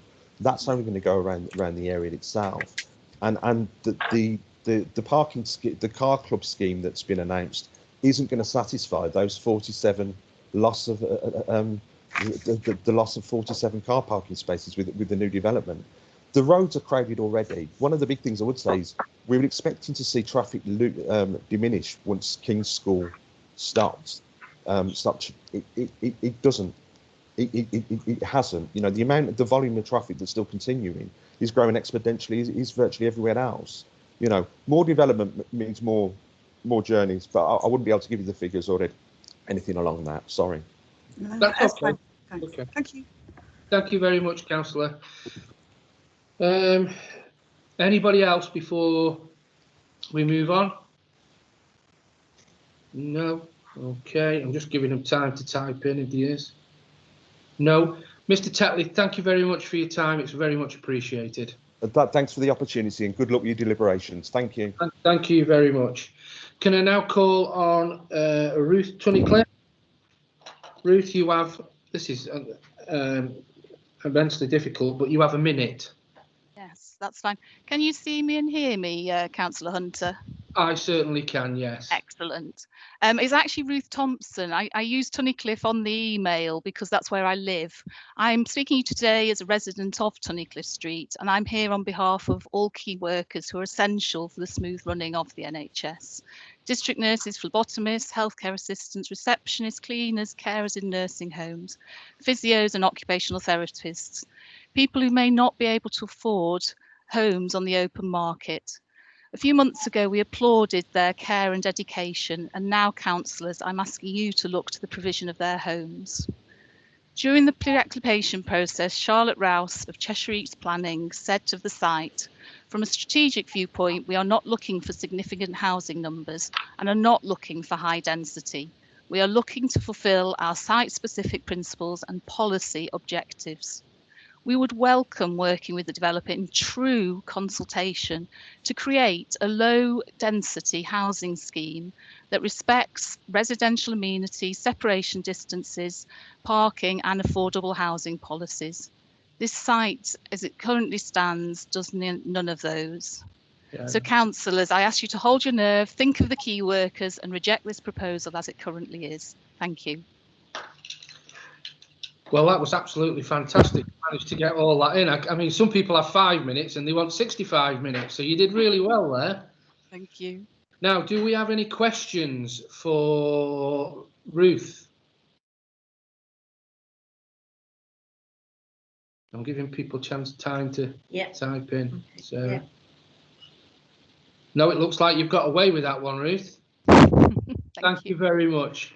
I've much appreciated it, and we do appreciate all the key workers. We really do. Me especially, because I'm going through a tough time with my family at the minute. So, can I now call on John Suckley, the agent for the applicant? And Mr. Suckley, you have 3 minutes. Good morning. I'm John Suckley, the planning agent. Hillcrest has continued to work hard with your officers to address the reasons for a deferral and has held detailed dialogue with local residents and ward members. Taking on board members' comments, the scheme has been improved by the flat roof Type P and Type F houses have been redesigned and have a pitched roof with parapet detail to present a traditional design. The Type F houses have also had their rear balconies removed to protect adjoining residential amenity. One number Type E house has been removed and one apartment re-provided in the later living building. An additional 9 car parking spaces have been provided, bringing the total to 156 spaces. The council's highways team raises no objections. The Type D houses have been repositioned to improve the separation with the main school building when viewed from Cumberland Street. All TPOs on site will be retained and there is no encroachment into their route protection areas. The council separation distances have been met and the site will be opened up to the public with access to the open space. No objections are raised by the council's landscape and forestry officers. And CGIs have been provided to show the scheme's high quality design. Officers have assessed that the scheme proposals, which will deliver 87 1 and 2 bedroom properties, will have an acceptable impact on designated heritage assets and no objections are raised by Historic England. Secondly, a supplementary viability letter containing an assessment of the revised scheme has been provided, which along with Hillcrest's original viability assessment and the council's independent review has been made publicly available. Thirdly, providing the internal footway cycleway will not prejudice the potential Cumberland Street highway scheme. Furthermore, the cost of providing the footpath cycleway will not be sufficient to deliver an additional affordable dwelling. Fourthly, an affordable housing scheme has been submitted which proposes 1 number 3-bed 3-storey house and 4 number 2-bed apartments in the school building. No objections are raised by the council's housing officer. Fifthly, further reassurance has been provided to members on air quality and no objections are raised by the council's EHO. It has been agreed that the scheme will have a negligible impact. And finally, Hillcrest has agreed that the commuted sum of £19,500 can be diverted towards improvements on the children's play equipment at West Park. No objections are raised by ANSA and CEC Leisure. Hillcrest recognises the importance of the site to Macclesfield and has taken great care to sensibly design the proposals. Hillcrest is a bespoke house builder and is committed to delivering a high-quality scheme for the town. I therefore respectfully request that members resolve to grant full planning permission in line with your office's recommendation. Thank you for your time. Thank you very much, Mr. Suckley. That was fantastically done. Now we have questions. So the first question is from Councillor David Jeffrey, and then the next question will be from Councillor Susie Akers-Smith. And Councillor Williams actually the first, Chair. Oh, right, and Councillor Williams. So. Thanks, Chair. So, am I going first then? Yeah, you're first, mate. You're first. Great, thanks. Hi, Mr. Suckley. Hi. Okay, so apologies for not having done the sums myself, and it might be accordance with the agreed methodology. But on the viability assessment, looking at it, when calculating the land value, the benchmark land value, for the alternative use, which is essentially what you do in the housing, have you calculated that land value based on a full 30% provision? So what I'm asking really is, are you double dipping by taking the top and then not delivering it at the bottom? Do you understand what I'm saying? Yeah. I understand what you're saying, and I can confirm there's absolutely no double counting which takes place here. Effectively, you take into account what your your existing use value for the site is. You take into account what your construction costs are, your gross development values, your profits, your fees, and that will then identify effectively a pot for the delivery of Section 106 items. So in this instance, that viability shows that we can deliver in viable terms £377,000 towards the required Section 106 contributions, plus five affordable houses. Sorry, Chair, can I come back? So what I'm actually saying is, if you, it appears from the viability assessment that you've worked out the top line, having already deducted 30% affordable housing provision. Your overall value would be higher. No, sorry to cut through you there. What the viability assessment does is firstly provides an appraisal of a, shall we say, a policy on scheme. So that is delivery of a 30% affordable housing. And what that appraisal and viability assessment shows is that it is just viable based upon the level of construction costs, the agreed benchmark land value for the site, the sales values that are agreed, the profit level. It just shows that it's not viable. You then run a separate appraisal which shows what would be viable, and in this instance that appraisal shows that it would be 5 affordable units and £377,000 contribution. So there's no double counting. And I should add that appraisal has been submitted to the council, who have then instructed Gerald Eve to review the appraisal, and they have done that and confirmed that the appraisal is acceptable. So there's no double counting. It's all open book. It's all on the council's website for people to review. But in essence, that is how a viability assessment is put together. Yeah. Okay. I've learned from my professional life to ask these simple questions. But thanks, Chair. Thank you very much. Councillor Williams, please. Thank you, Chair. I visited the site when we had the site visit before the last time this came up, and it is a very complex and very interesting site. And I think you have shown us CGI and made adjustments to some of the design aspects that the committee was concerned about. I'm still concerned to hear that there does seem some sort of variance coming across from what some of the residents are saying, and I'll ask this to officers as well, in terms of lack of clarity. I mean, Mr. Tetley raised the point that there were no CGI visualizations from residents' points of view. I'm wondering whether that's different to what we've seen in terms of viewpoints from, was it Wally Hayes range and that sort of area. I can visualize what it's like. I'm just wondering whether there was any additional CGI that could have been provided in your view. I've got a couple of other questions if you don't mind, but I'll just stick with that one. Sure. I'm happy to take it sort of question by question at a time if that's helpful. The CGIs that have been prepared, that there have been 4 CGIs which have been prepared, and they're all taken from public vantage points to show the scheme, and we've discussed with your officers and agreed the locations that those viewpoints would be taken from, which we consider are the sort of critical views, and therefore we don't feel that there is a need to show any additional CGIs. And actually I'm struggling to sort of think of where we could take an additional CGI from, which could show what this looks like from a resident's perspective. Okay. Yeah. The next question is about accessibility. It does seem to me, from reading it, it does seem the site is going to be very accessible to the public, but again there seem to be some concerns about that. I'd be interested in your comments on that aspect.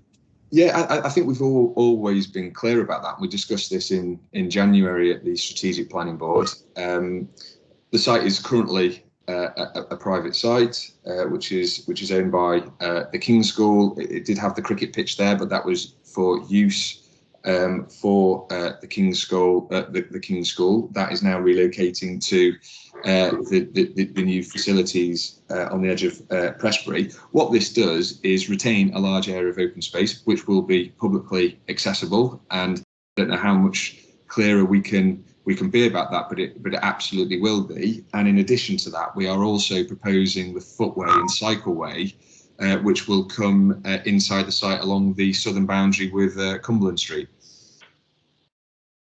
Okay, thank you. Am I allowed just a final question? Yes, Yeah, of course. just final. The affordable housing issue, you led your comments with that, and I appreciate what you've said about providing that unit. But what's your view about the scale there between 5 and 35? There's a pretty big continuum there. Could you not envisage more of a mix in terms of the affordability or low cost? Thank you. I've listened to all the comments and all the speeches and the questions this morning, and it's each site has to be considered on its own merits, and each site has its own sort of challenges and opportunities. And I've heard about the Fence Avenue site, which is coming forward for a lot of housing and is delivering 30%. Now that does have the government's agency, house building agency, involved with that site, and their mandate is to deliver affordable housing, and they can take a view on certain aspects of viability. But coming back to this site, this does have a number of challenges, has a number of existing buildings, some of which are listed, and therefore the construction costs that go with the conversion of those buildings is very high, and the viability is very transparent, very open book. As I've said, it is on the website for everyone to review, and has been reviewed by the council's independent advisors, who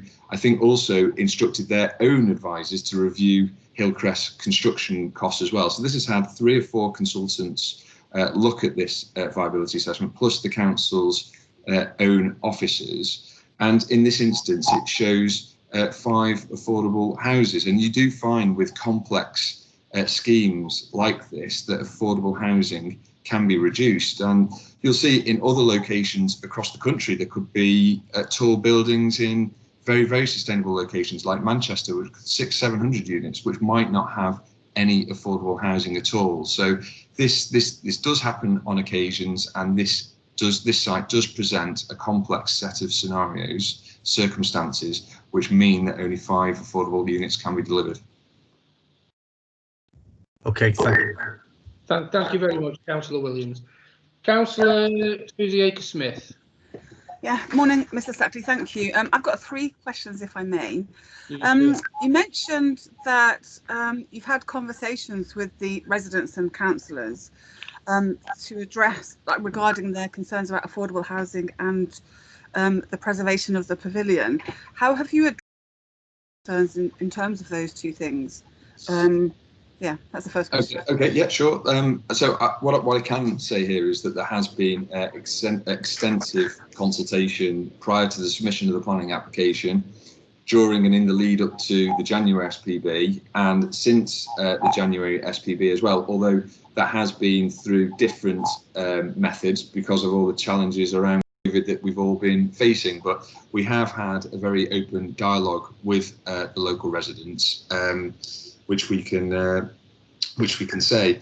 In terms of affordable housing, as I say, we've been very open. We provided our viability assessments. The council's own advisor has reviewed that. That is made publicly available as well. It's not so much a case of just increasing the level of affordable housing because of the challenges that this site faces. Ultimately, a developer does need to take a profit out of a development. Now, in line with national policy, they are allowed to take a range of profit, and the profit for this site is very much at the lower end.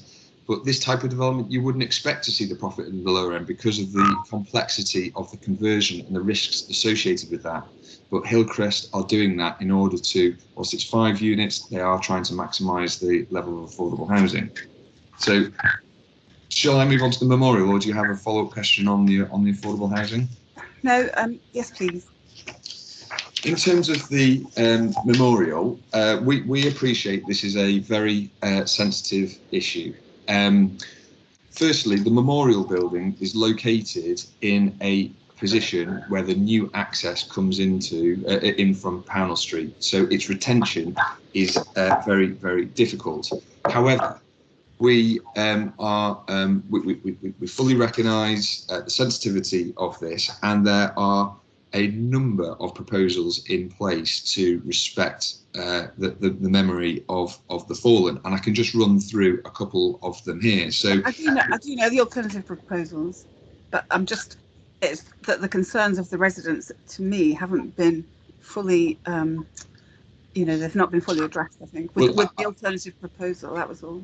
Well, I would just like to cover the alternative proposals, because I share a slightly respectful but different view. So there's going to be the 900-seat Assembly Hall, which is going to be the principal memorial facility at the new school. There are going to be replica memorial gates provided at the new campus, and the existing gates are going to be retained at this site, which is secured by condition 31. As we've heard, that was said by one of the speakers earlier on, the school doesn't actually says that the cricket pavilion doesn't actually play a role of commemoration and remembrance, and the site is currently a private site. So the memorial plaques will be relocated to the main campus. There is going to be a new memorial garden provided on the site. That is going to have seating, that will have something within that garden that remembers the names of the fallen, so people will be able to access that. That will be publicly accessible. And the lintel that we've talked about is also going to transfer to the new site as well. And you'll see set out as a condition 22, that secures a scheme for the memorial proposal. So we will have to actually submit that scheme to the council for approval. Thank you. My second question was about the vehicle parking provision. So that lovely green open space, as many of us realise, grass gets covered with vehicles because there isn't enough parking provision. So how are you going to mitigate that lovely green open space from becoming a temporary car park? Very, very easily, and that is something that now you find in new housing, and especially high quality housing developments such as this. There will be a management company which is put in place, who will oversee the upkeep and maintenance of that open space, and in doing so will regulate the area, and there will be regulations put in place as and when properties are sold to prevent car parking on open space. And I live in a new housing development myself, and it's very much regulated like that, and that's why the visitor spaces are provided. Can I come back to that? That doesn't sound like it'll stop vehicles parking on the green, because I mean there's going to be no sort of separation from the pavement, the drive-through, the open space at all, is there? Well, there is a deterrent in that there will be regulations which prevent people from doing that, and the homeowners won't be allowed to park on the open space. We also have to provide a landscaping scheme to the council for approval. So if that is a real issue, then by design that could be provided as well. But what we're trying to do here is maximise the open area through the proposals that have been put forward. And then, so my final question was, why haven't you provided enough car parking for what's recommended? So I do find myself in a bit of a conundrum asking about car parking for the first time, but why haven't you, when I mean, a 4-bedroom house will sometimes have 2, 3 or 4 cars, and I've seen where the visitor parking is near the Pownall Street entrance. Well, if you're visiting the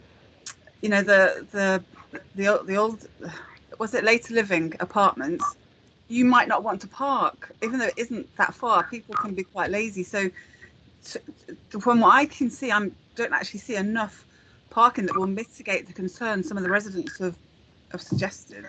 So also, why haven't you put in enough parking provision for the number of developments?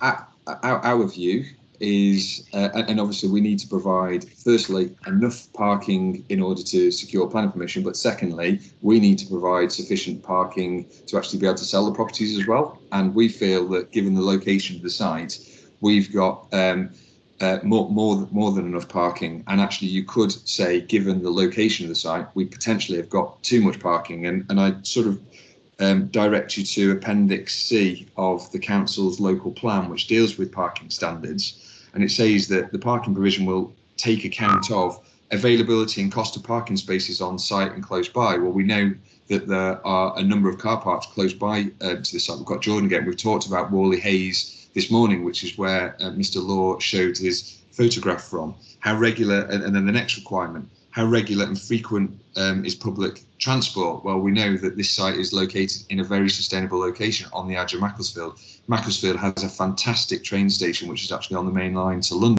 So you can access a number of destinations by rail. How easy is it to access a site by safe and walking cycling routes? Well, we talked about the footway cycleway that we're providing within the site. We're on the edge of the town. There's easy links, easy walking links into the town centre from here. So on balance, we feel that we've got more than enough car parking.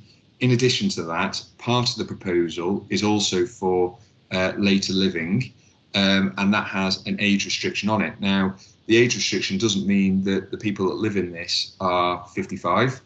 Generally, what you find with this types of development, whilst it has the age restriction on it at 55, the actual average age of people living within it are a lot older than 55, and therefore don't have the need for cars. And as a result, the car parking requirements do not need to be as high. And that is a well-known sort of justification and discussion point on these types of developments.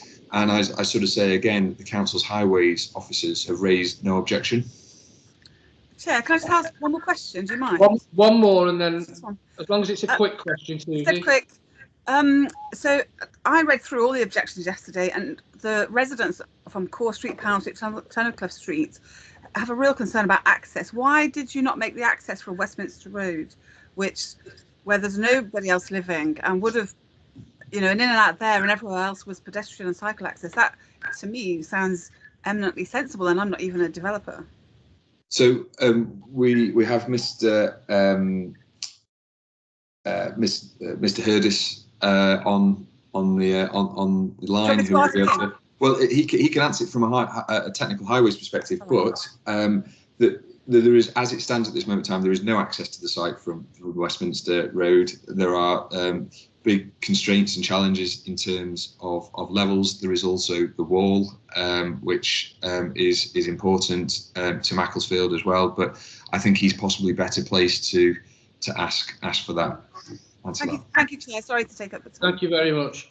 Well, Mr. Suckley, I think that's a little bit of a distraction tactic there. I mean, you're the agent for the developer. The developer will put his application in, and Mr. Hurdis will assess, or his department will assess. So, well, I can. So I don't mean to carry on. No, that's fine. I'm going to go to Stuart now. Stuart, you have a question? Sorry, I was unexpecting that, Mr. Chairman. I thought Councillor Farrell was going to go ahead of me, but as he's more local, I'll ask my two questions. The first one is pretty straightforward. Mr. Suckley, can you confirm who owns this site at the moment? Is it your client or is it the school? It's the school. And does your client have an agreement to purchase it, or is it still a negotiation? Has an agreement to purchase it. On a fixed price? Yes. Thank you very much. And the second question is, you'll recall at the last meeting there was some concern about the design of some of the properties. Can you explain to me why you've retained your decision to have detached houses on the site, where there are no detached houses in the immediate vicinity of this site? Yeah, because we're trying to provide a truly sort of mixed residential scheme here. I've heard all the comments about the number of 1 and 2 bedroom properties that need to be provided, and out of the 115, we are providing 87 1 and 2 bedroom properties, all of which are either in sort of apartments or terraced properties, save for 7 of them, which are in 1.5-storey properties on the edge of the open space. There are an additional 7. Mr. Sackley, you can carry on if you like, but actually you've misinterpreted my question. My question, I have no problem with you providing larger properties. My question is the design issue. Why have you chosen to go for detached houses when there are no detached properties elsewhere in the vicinity? You could to build a terrace of properties which were larger. That is not that is quite common within places, and that does exist within in parts of Macclesfield, some of the Georgian terraces, for instance. But you've not chosen to do that. You've chosen to build detached. I'm asking you why you've taken that design decision. Yes, sorry, Mr. Gardner. I was just getting to that. We have taken that decision because, as I said at the start, it provides a truly sort of mixed residential development. We have, out of the 115, 14 of which are detached. We are proposing those detached for a number of reasons. It provides a mix. Secondly, it does help with the relationship with the properties along the eastern boundary of the site on Pownall Street and Tunnicliffe Street. If it provides breaks in the building.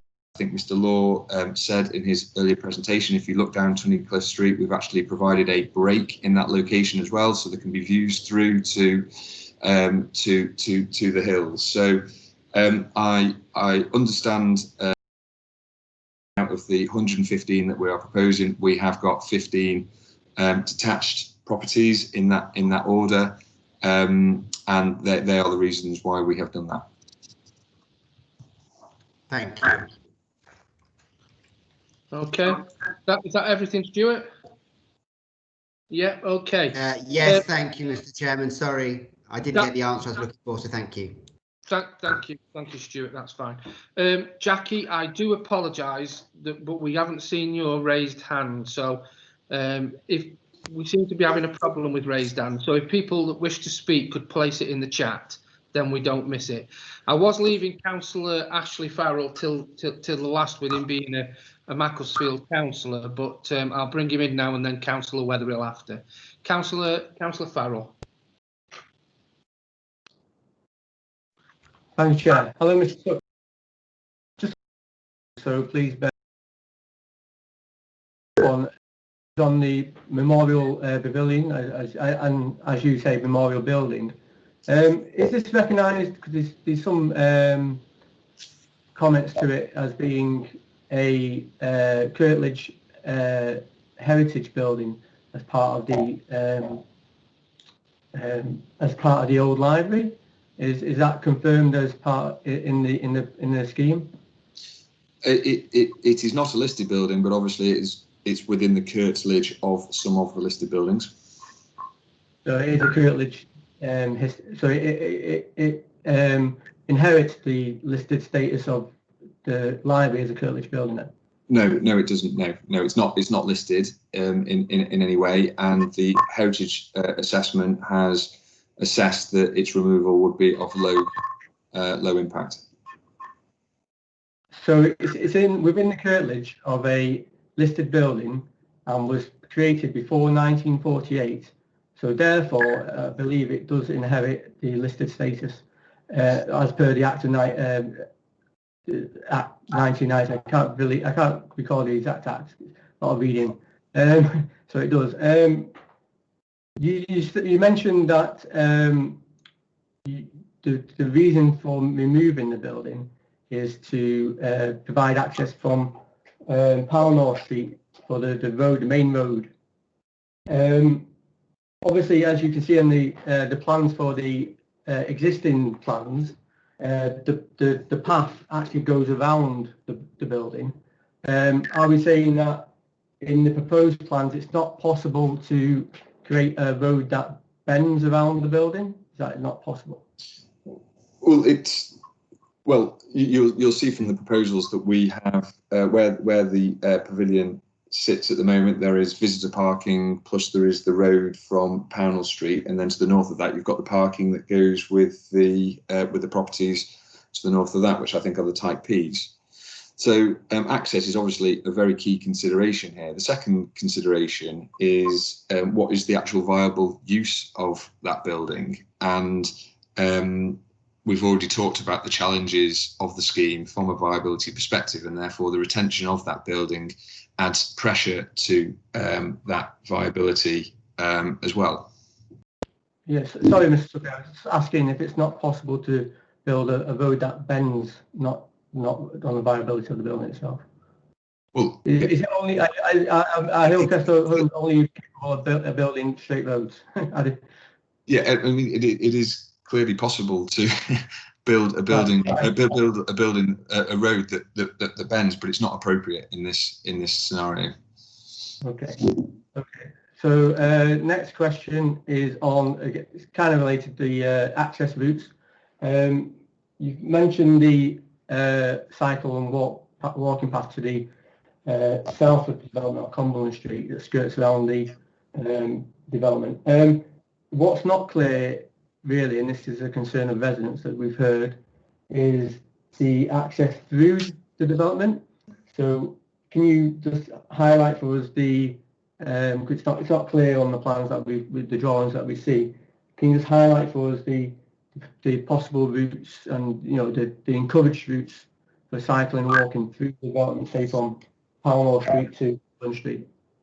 Well, there are several routes. Firstly, you could follow any of the roads that link from Pownall Street through to Cumberland Street, or you could walk across the open space, which is going to be publicly accessible. Okay, and finally, I think you've already mentioned on the viability, and I am very pleased that we got the viability report following the last meeting. It does raise, it's brilliant. I've got no, it's brilliant information actually. Kind of related to the housing mix again.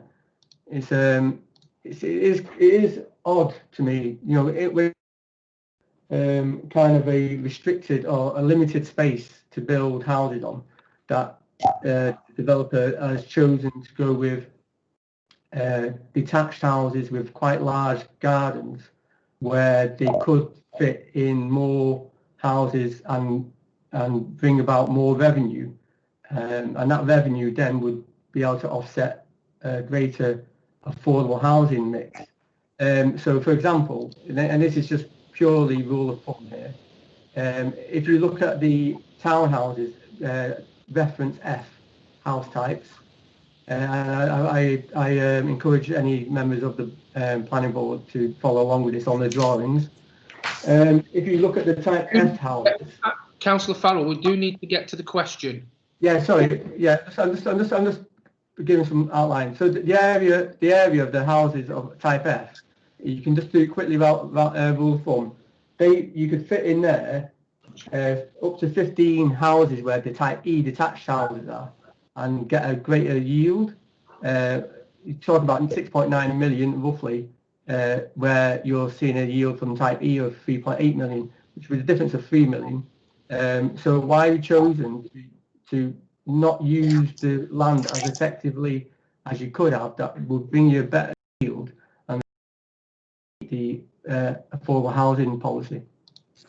I think my response to that is that Hillcrest is a very experienced house builder, bespoke house builder, so doesn't just provide any type of development, provides very high quality development, and this development is the development that they think best suits the site and the needs of the local area, because as I mentioned earlier, one thing is to get planning permission, the second thing is you need to sell the properties as well. And so that is why the mix of the properties are proposed. I come back to the question that Mr. Gardner asked me before. We have got detached properties at the front row, which is the D properties, but they are sort of 1.5 story to keep the height of those down. And then we've got the E properties to the rear. There's breaks there, to assist with outlook towards the hills, and secondly, relationship with the existing properties on Pownall Street and Tunnicliffe Street. Okay, just come back on that. Is in relation to later living accommodation, you mentioned that it wouldn't just be for 55s, but it could also be for people much older than that. Can you is it appropriate then, therefore, to have 2 bedroom? What's the need for 2 bedrooms in later living older residents, and even one of them is a 3-bedroomed apartment? So yeah, there'll be a mixed profile of people that live within the later living building. Generally, the average age is a lot higher than 55s. There is only one 3-bedroom apartment. The remainder are 1 and 2 beds. There's a high proportion of 1 beds in there. I think it's 22. The remaining 22 are 2 beds, and that's because even people in their 80s, they can have grandchildren that come to stay with them, or sons and daughters, or friends. So that is why there is a mix of 2-bed in there as well. Thank you very much.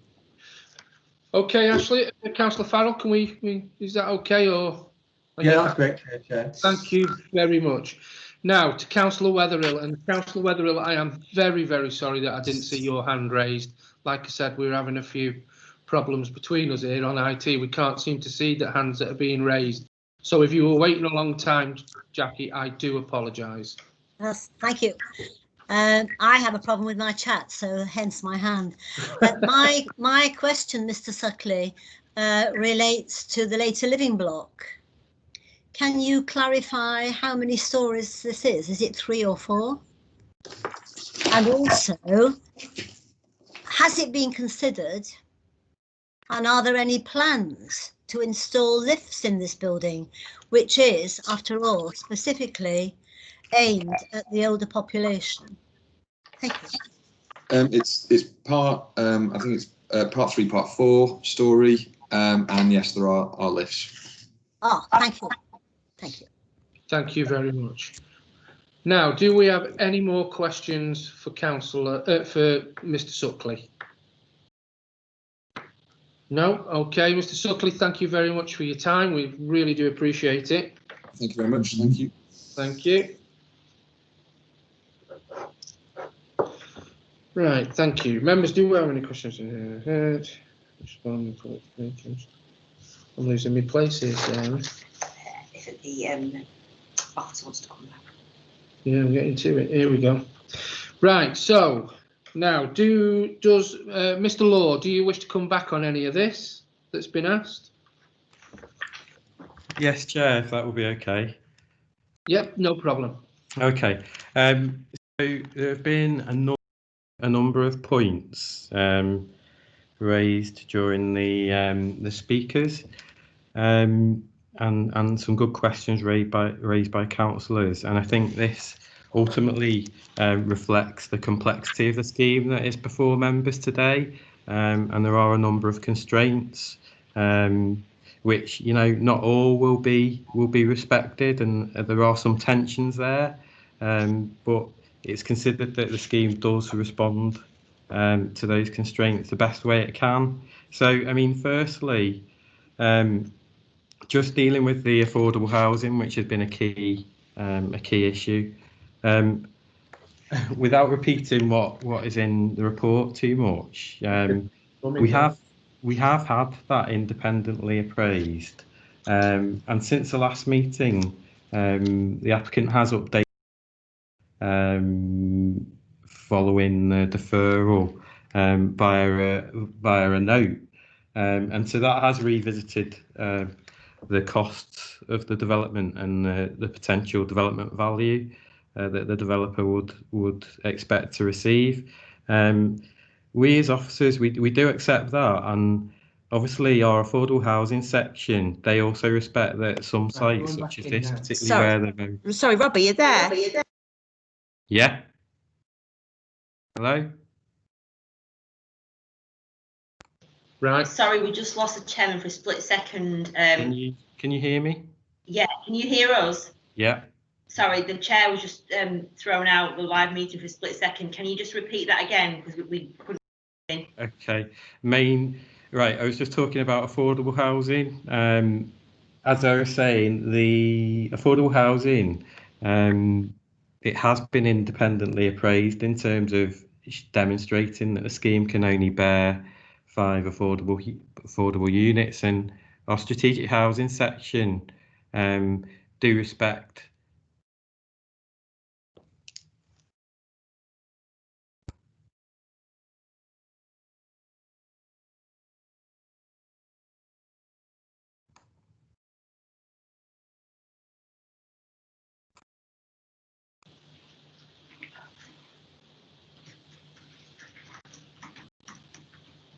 Right.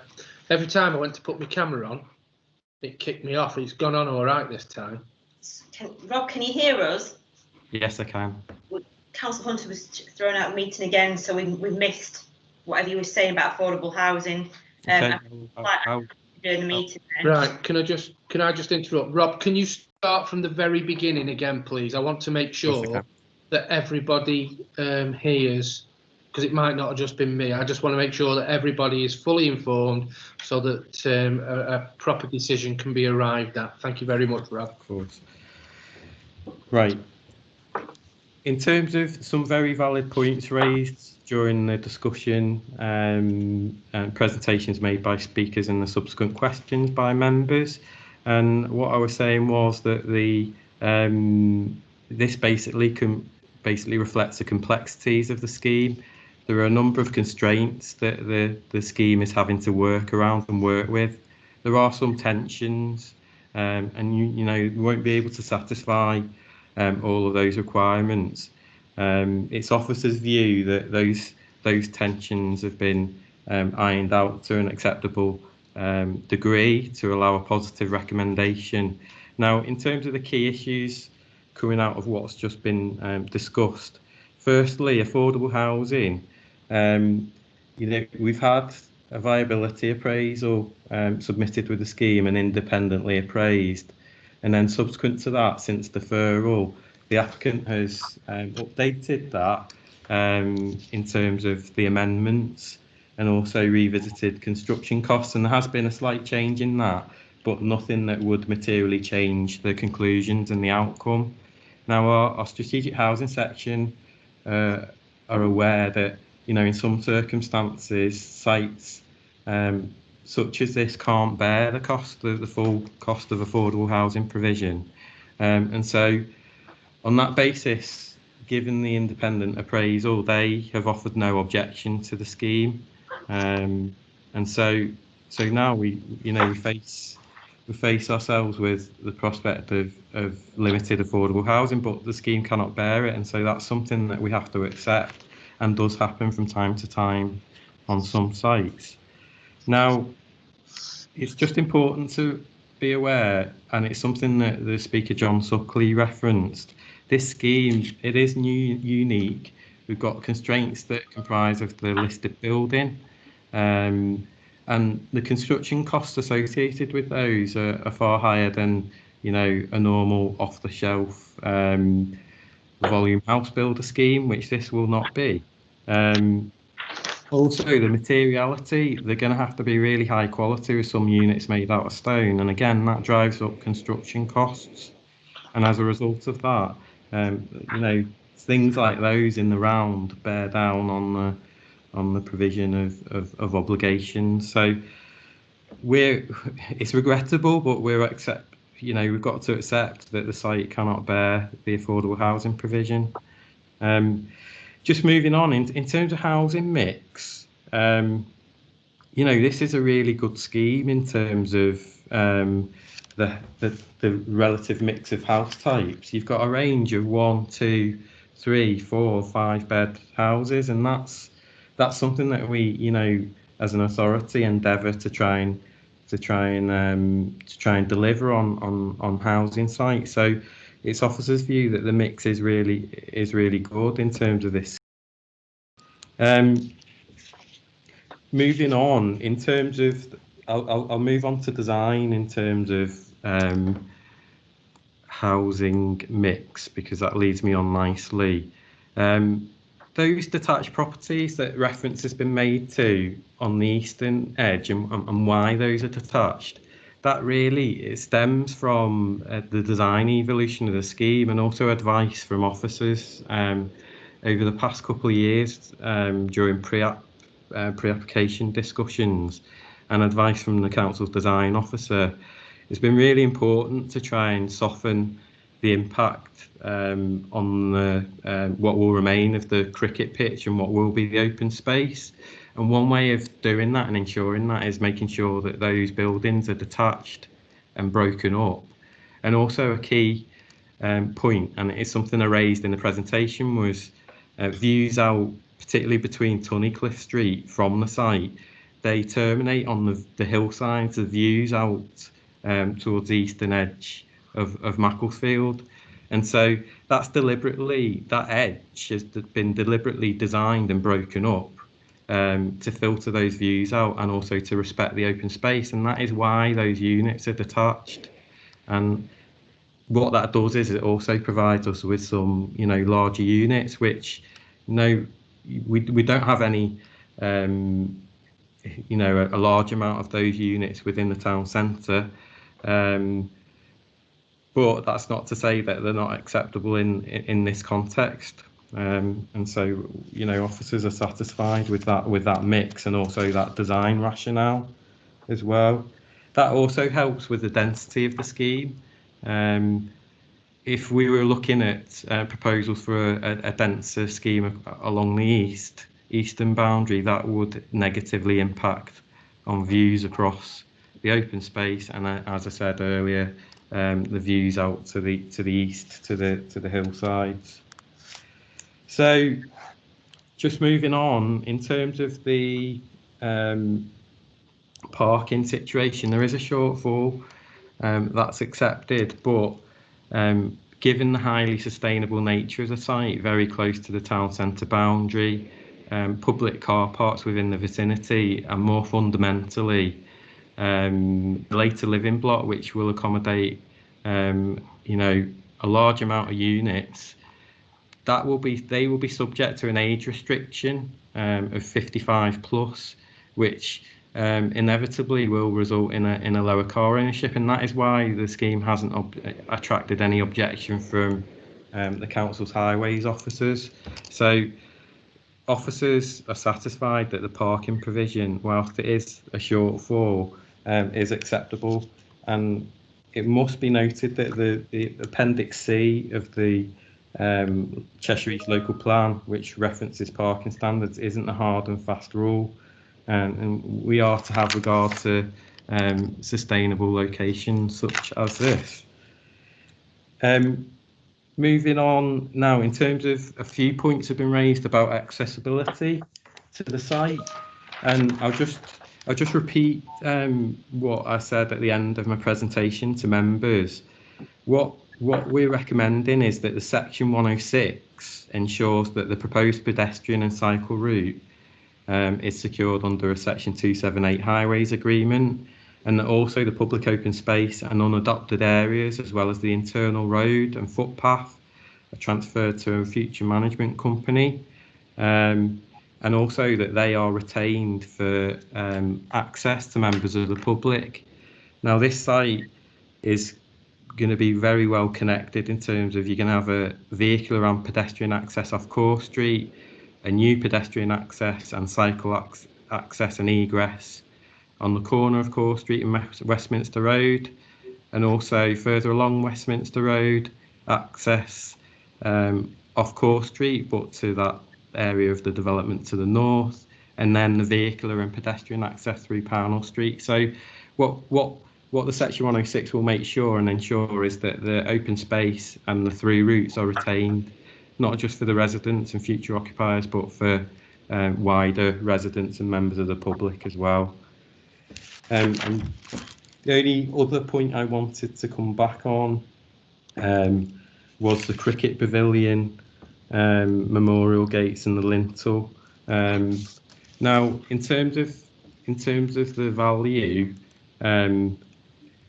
the council's heritage officer and conservation officer agrees with the applicant has stated that in terms of the building itself, the cricket pavilion, it isn't a high quality asset in terms of heritage value.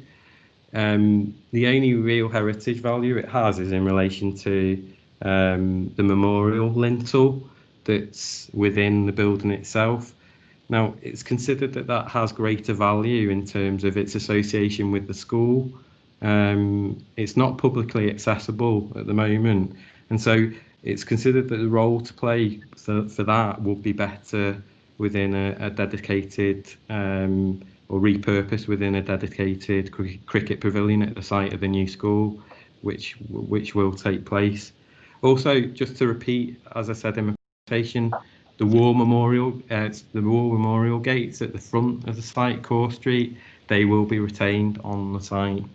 They will not be removed, and that is a condition of the approval recommended before members. The final point was in respect of overlooking. So in terms of 3-storey properties, the town council are right in terms of the separation distance increases within the Macclesfield saved policy DC 38. They increase from between 28 and 32 metres for 3-storey properties. Now, it's important to have regard to the current relationship that exists at the moment.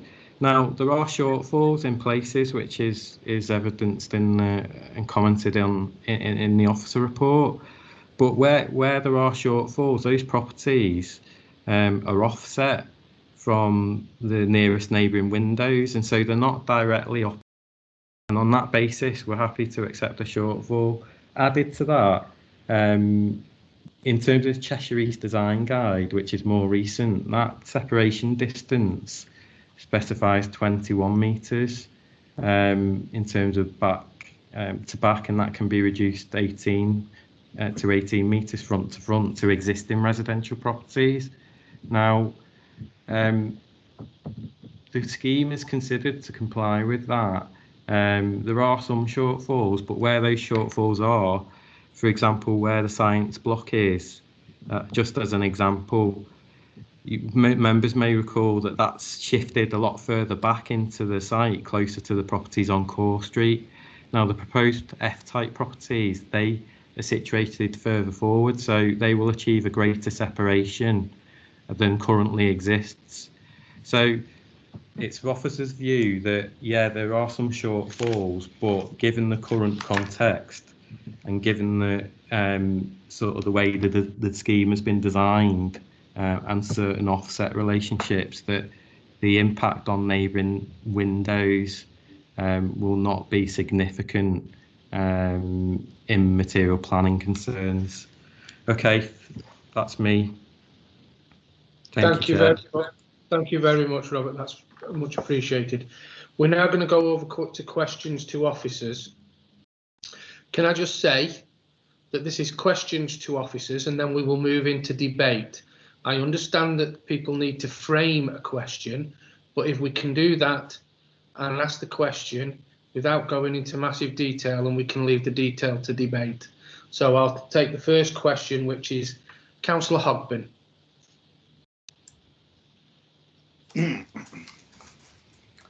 Hello, Chair. First question. It actually relates to one of the representations within the report, page 22. The first other representation states, all of the King's School sites should have been considered collectively as distinct from being separated into the different planning applications. So the simple question is, would that be permissible, or is it permissible or not?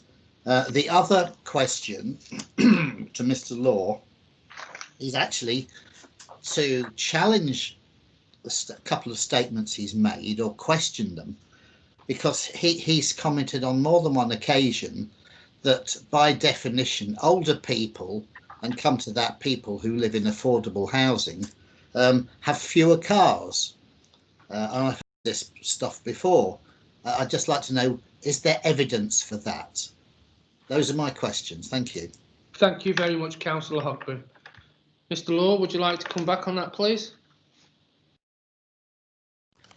Yeah, in terms of Councillor Hogben, it wouldn't be reasonable to insist that all of the other sites were considered collectively, because in terms of the development time frame, they're being brought forward at different times, and there are a number of sites that are already received approval or been resolved to approve. For example, the retirement living accommodation to the north of the site, and also the Fence Avenue site, which was mentioned earlier. So, you know, these sites need to be assessed on their own merits, and, you know, often, you know, they attract different development partners in terms of different landowners, well, apart from King's School, different developers in terms of bringing them forward. So that is why, you know, they're not considered collectively. In terms of the parking, I'll refer to Paul Hurdis, who's, I see, Chair, he's put his hand up to speak.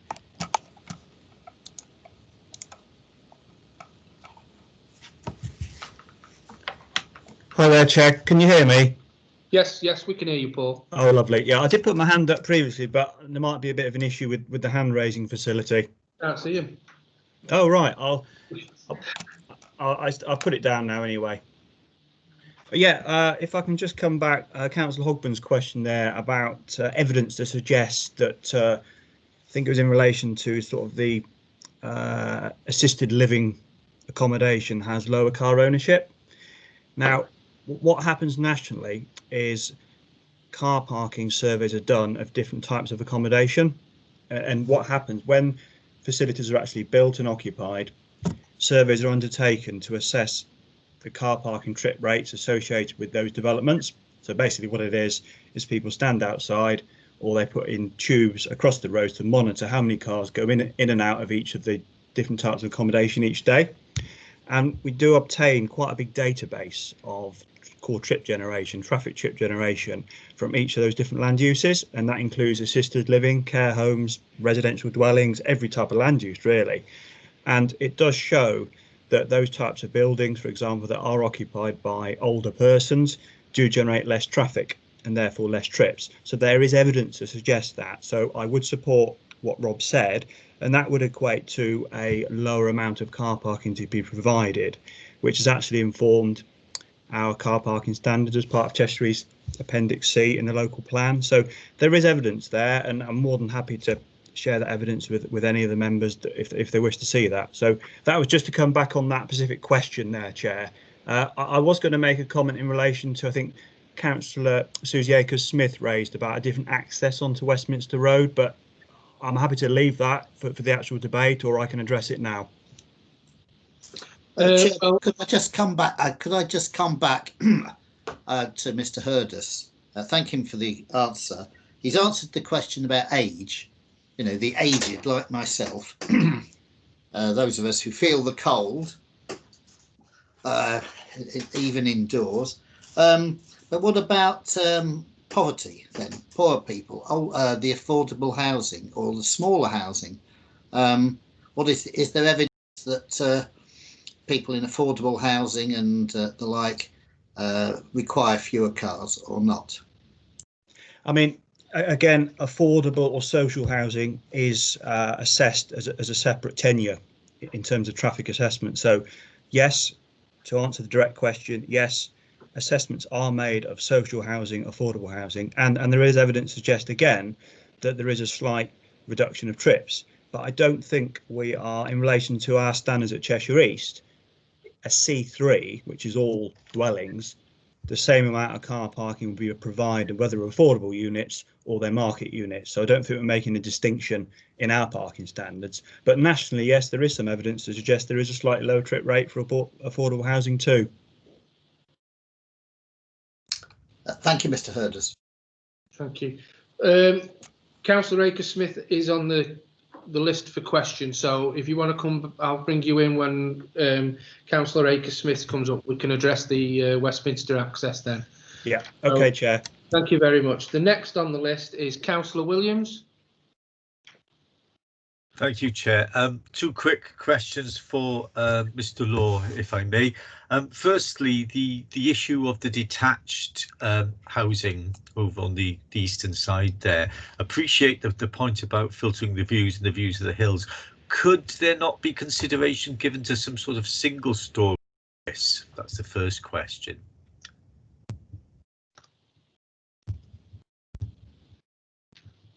Councillor Williams, I mean, they could, but I mean that would be a decision for the applicant to consider and make.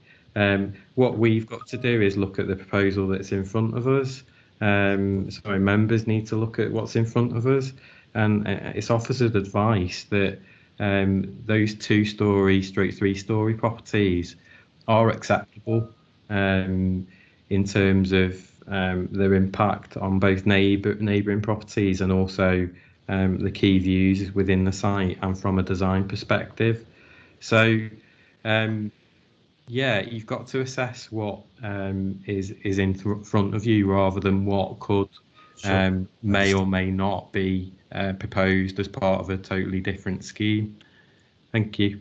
Okay, that may apply to my second question as well. It's a very naive one, but I feel it's right to ask it, is could not the cricket pavilion be moved into the centre of the open space and made a feature of? I'm thinking, yeah, I understand that the assessment we have in front of us, the council backs up and says it's not a high quality aspect, but to me it seems part of the, and this may be getting into the debate, it's the context of it, it's the lintel which is the important thing, but it's in a context of a building.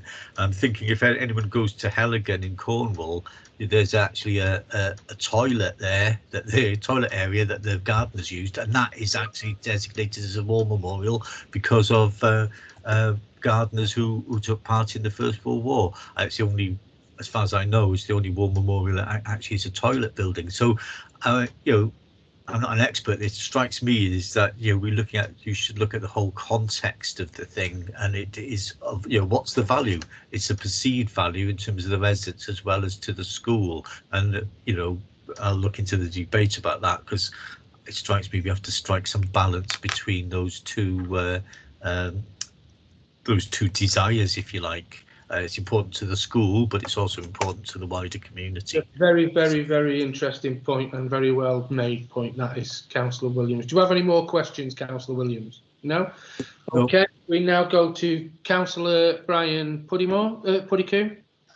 Yeah, thank you, Chair. Councillor Hogben asked my question about the car use for the later living apartments. But I wasn't satisfied with Mr. Herders' reply, so I would like to come back. I think it is dismissive of older people to say that they aren't driving. They may be making less traffic and less trips, but they may still need to go out for shopping once a week, and they will still need cars. And even after they've stopped using cars, they will still need people to visit their properties, to bring shopping, etc. And so they will still need parking spaces. So I think the concept of the survey is flawed, but if Mr. Herders could come back on that, I'd be grateful. Paul? Thank you, Chair. Yeah, just to come back to Councillor Puddicombe on that question, I take the point that yes, they will obviously still need cars, and that fact is reflected in the standards in our local plan. So this type of use would fall under C2, and therefore it's a half a space per residential unit. So therefore there are adequate spaces being provided for these units. So they do meet the local parking standards. In the round, there is a shortfall, as has been acknowledged in terms of car parking for this site. However, as Rob Law made the point, and the applicant actually made the point as well, that there is some flexibility in these standards. We have to be mindful of where this site is. It's very close to the centre, good sustainable connections, local car parks are close by. We it is not reasonable for us to insist on these parking standards to be completely complied with, given our professional integrity in terms of what we can accept because of the location, the active travel measures and the destinations that are within walking distance from this site. So we have repeatedly said that for all the uses on the site, we acknowledge there is a slight shortfall in car parking. It has increased on 2 occasions, actually, the amount that's been provided by the applicant, and it's increased again on the latest plans. So they're not that far off in terms of what they should be providing. It is pretty close now what they should be providing, but there is that flexibility to provide slightly less. And how we interpret this is other sites that we've looked at where, you know, we look at appeal decisions of where inspectors have said we don't actually need to provide completely comply with parking standards because of the location. And it is an adopted policy within the local plan to provide less parking given the location of this type of unit. So I do hope that helps to inform the debate a little bit anyway. Brian, do you wish to come back? Well, I hear what Mr. Herder says. I'm still not satisfied. He admits there is a shortfall there, but I thank him for his answer. Okay, Brian, thank you very much. Councillor Ashley Farrell.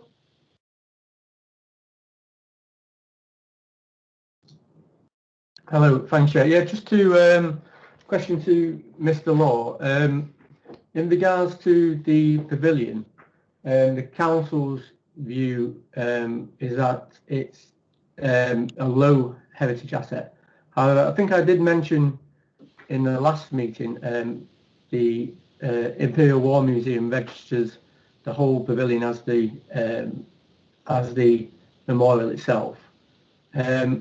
Why? And since then we've had actual representations on the website by the War Memorials Trust. I'm just wondering why the council hasn't reached out to either the Imperial War Museum or the War Memorials Trust to get their views on the pavilion. Or included it in the pack, in fact. Mr. Law. In terms of those two organisations, they are not considered to be statutory consultees in terms of the planning process. So we rely primarily on Historic England and also with respect to heritage assets, and also our own in-house conservation officer specialisms. And we've got no objection from Historic England, who advise us to take advice from our own conservation officer. And our conservation officer does not consider that the building itself is of great heritage value.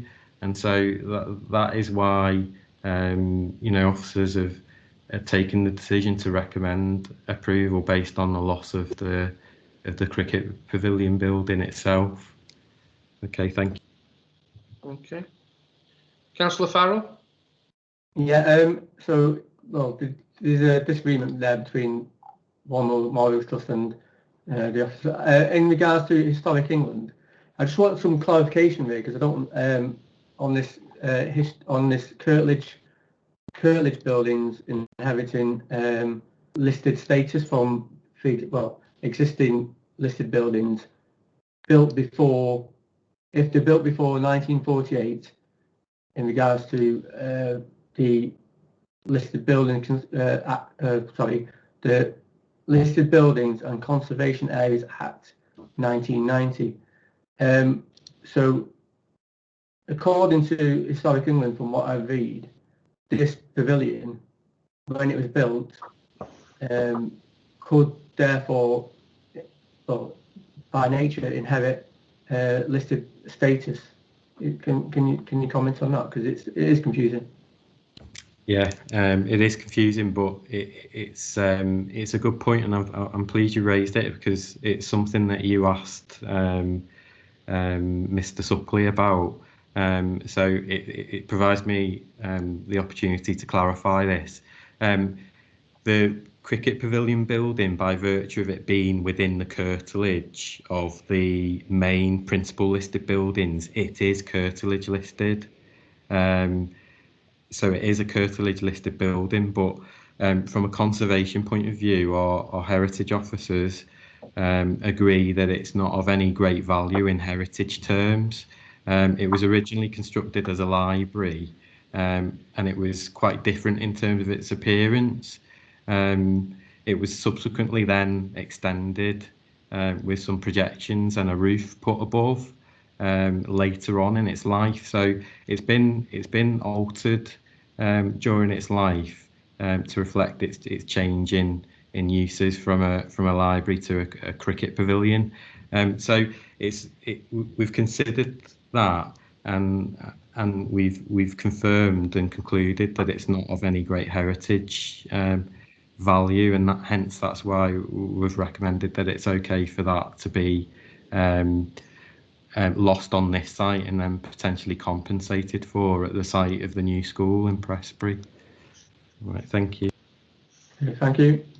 Okay, thank you very much, Councillor Farrell. Right, now, Councillor Susie Akers-Smith. Thanks, Chair. Sorry, I just wanted to ask Paul if the traffic assessment was undertaken in 2017, and since then we've had, obviously, since then we've had a pandemic, which means that there's been an increase in journeys for deliveries, as you know. My question is, to satisfy resident concerns, would a reassessment of vehicle journeys need to be undertaken? And also, has the traffic assessment taken account additional vehicle movements apart from residents, so cleaners, dog walkers, maintenance people, visitors? So yeah, those two questions. Paul? Thank you, Chair. Thank you, Susie, for the question. As you rightly say, transport assessment was done, I think it was 2017, 2018. I do know the applicant did some traffic surveys in 2018 to inform the actual assessment of the traffic related to this scheme. So that was the basis of the assessment. Obviously, things are moving all the time. I don't think it'd be reasonable for us to say we need to do a new reassessment, because things have changed. There's no questions about it. We've been through we're still going through it, a very, very unpleasant pandemic. So obviously, you could argue flows are a lot lower in the morning at the moment in terms of AM peak. You know, traffic is coming back, but I would say that AM peak flows are lower at the moment. So therefore, would we ask them to redo an assessment on that basis? So things are changing all the time. I don't think it would be reasonable to us to ask them to do a reassessment on that basis. But to come back to your actual question about, does the original assessment take into account the other types of traffic associated with the houses? So maintenance, for example, you mentioned there, deliveries. It would do, because the trip rates or traffic generation rates we apply to houses that I mentioned before in relation to Councillor Hogburn's question, they do have a holistic assessment. So they take into account the trips directly related to the property, but they'll also take into account other trips associated with housing development. So, and they are derived through monitoring of actual housing developments that are built. So it would be a like for like. So these types of units would have been built. We pay into a pot actually as a council to enable these surveys to take place. So it informs the type of vehicles and the trip rates that will come about from these types of units. So it would take into account, as I say, general day-to-day trips of people going in and out of the house, but also other trips that would go to the house. For example, visitors, maintenance, deliveries. So to answer your direct question, yes, it would do, but I don't think it would be reasonable to do a new assessment now, because yes, home deliveries have increased because of the more internet shopping, but then you could argue people have been going out less to the shops, so therefore those types of trips have gone down.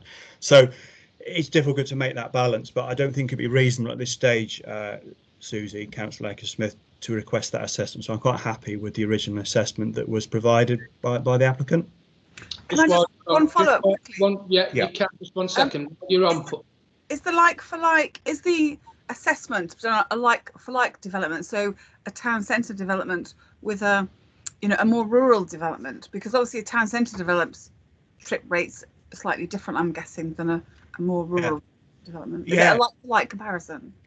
Within that database I mentioned where we get the trip rates from, they do surveys in urban centres, they do edge of centre, they do rural centres. Okay. So slightly different trip rates apply. Whether it's in the rural area, they're slightly higher, the rural trip rates, as it happens. Yes. The town centre trip rates are a bit lower, because I'm talking about vehicle trip rates, because people do, I'm glad they do walk and cycle more within the town centres. Therefore, the vehicle trip rates are lower within the town centre. And this would then be applied to this site. So yes, to answer your question directly. Thank you, Paul. Thanks. All right.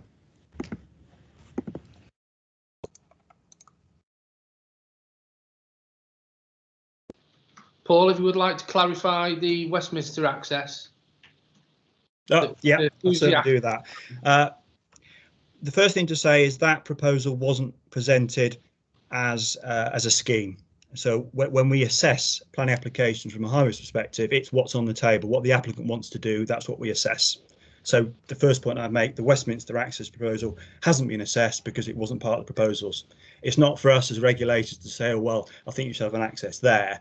We assess what's proposed, and that's what we've done. And we found it acceptable subject to mitigation. In relation to the direct question, I've had a quick look actually on some imagery at the moment. Westminster Road, busy road, as we all know. One of the principles is when we create new access points, we want to create an access point that's on a less busy road. Because when you create access points, you inevitably make turning movements onto a road. And that's where most accidents happen, when you make turning movements on roads, not on links, actually at junctions. Therefore, the principle of creating a new access onto a lower order road, i.e. a less traffic road, is the best way to go, as there's less chance of conflict. If we create an access onto a busier road, which Westminster Road is, you've got more chance of creating or having the opportunity for accidents and collisions. So the principle is we would rather the access onto a lower order road, like what's being proposed, rather than Westminster Road. The second point I make, there's a bit of a levels difference there between the site and Westminster Road. You could probably do it in terms of levels. You'd have to take quite a bit of the site out, which I don't think would look great, but from an engineering perspective, you could probably do it. But the third point is you'd have an access created very close to a roundabout. I call it the Sainsbury's roundabout on Cumberland Street, Westminster Road Junction. That wouldn't meet our junction spacing requirements. It would be too close to that busy roundabout. And also traffic going into the site through an access off Westminster Road, they'd have to turn right as you go through the roundabout down Westminster Road. You turn right into the site. You create blocking back at the roundabout next to the busy Sainsbury's access, and I just don't think that would pass a road safety audit.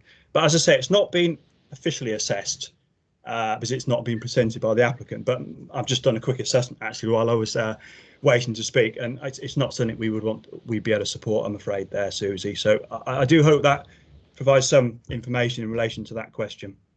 Councillor Susie Aker-Smith, do you wish to respond to Paul?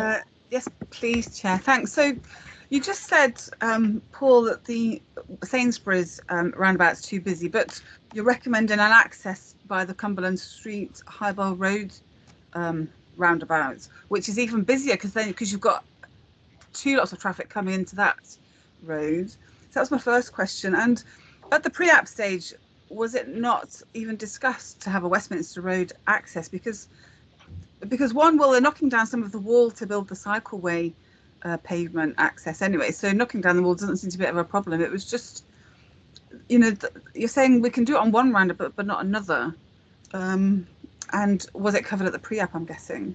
Okay, I'm just having so there's a refuse cart outside, so it's making a bit of a racket here, so sorry if I couldn't quite hear all of that, Susie.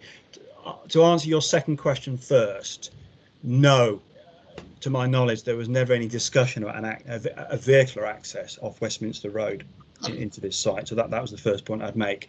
In relation to Highwell Road, could you just...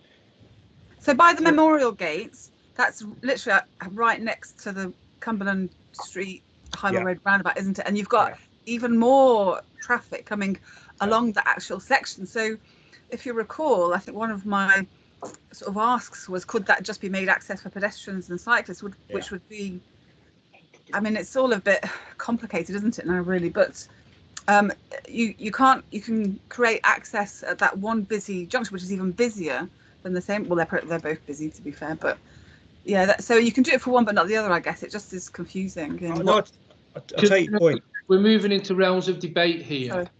Okay. Not questions. We're going to go to debate in a minute. So if you want to bring that up then, Susie, that would be absolutely fantastic. Thanks, Chair. Sorry, Paul. Thank you. Okay. Now, Robert, I believe you want to just jump in before we go to debate. Yeah, just very quickly on that point about Westminster Road, just important for members to note that there's quite a big levels difference. Also, a feature of the site are the stone walls. Providing a vehicle access would result in a loss of a large amount of those. So, from a design and heritage point of view, we wouldn't wish to see that take place.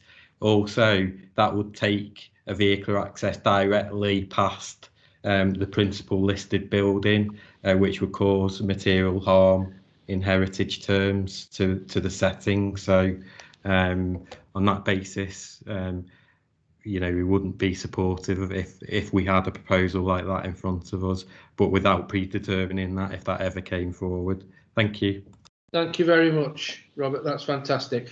Now I'm going to move into debate now, and to kick the debate off, we have Councillor Gardner.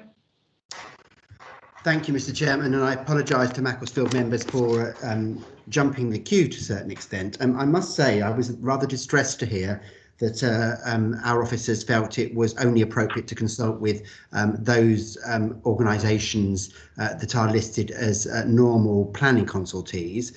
Given the circumstances of this site and the significant level of representations relating to the memorial pavilion, I am distressed to hear that officers didn't feel it appropriate to contact one of the organisations responsible for the preservation and protection of memorials throughout England to assess, to at least give them input. I accept that in planning terms, their views might have been materially limited, but in terms of the weight afforded to them, but it would have been an appropriate way to act. And I hope in future times, if an application that involves the destruction or removal of a memorial, that officers will actually take a wider perspective and at least look to engage with those people and seek their views and opinions, even if they're, I mean, we often as officers will seek views and opinions and not necessarily adhere to them. So I just think in future we should do that.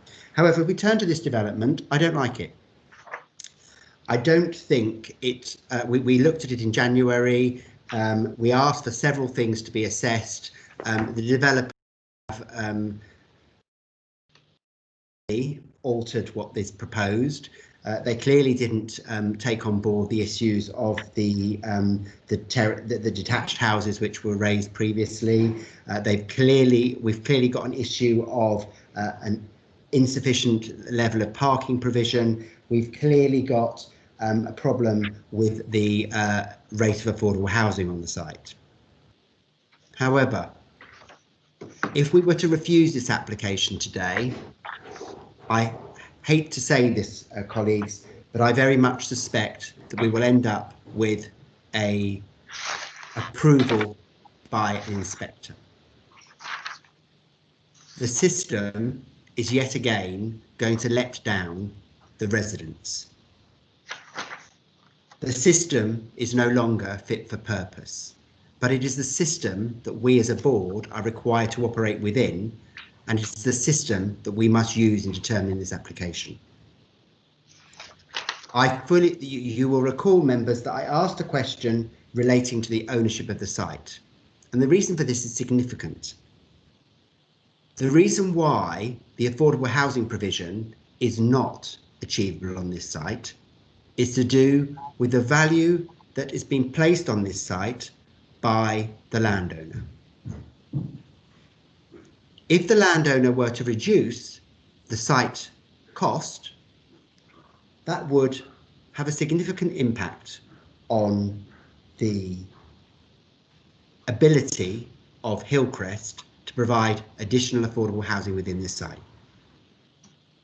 Unfortunately, that is not within our gift.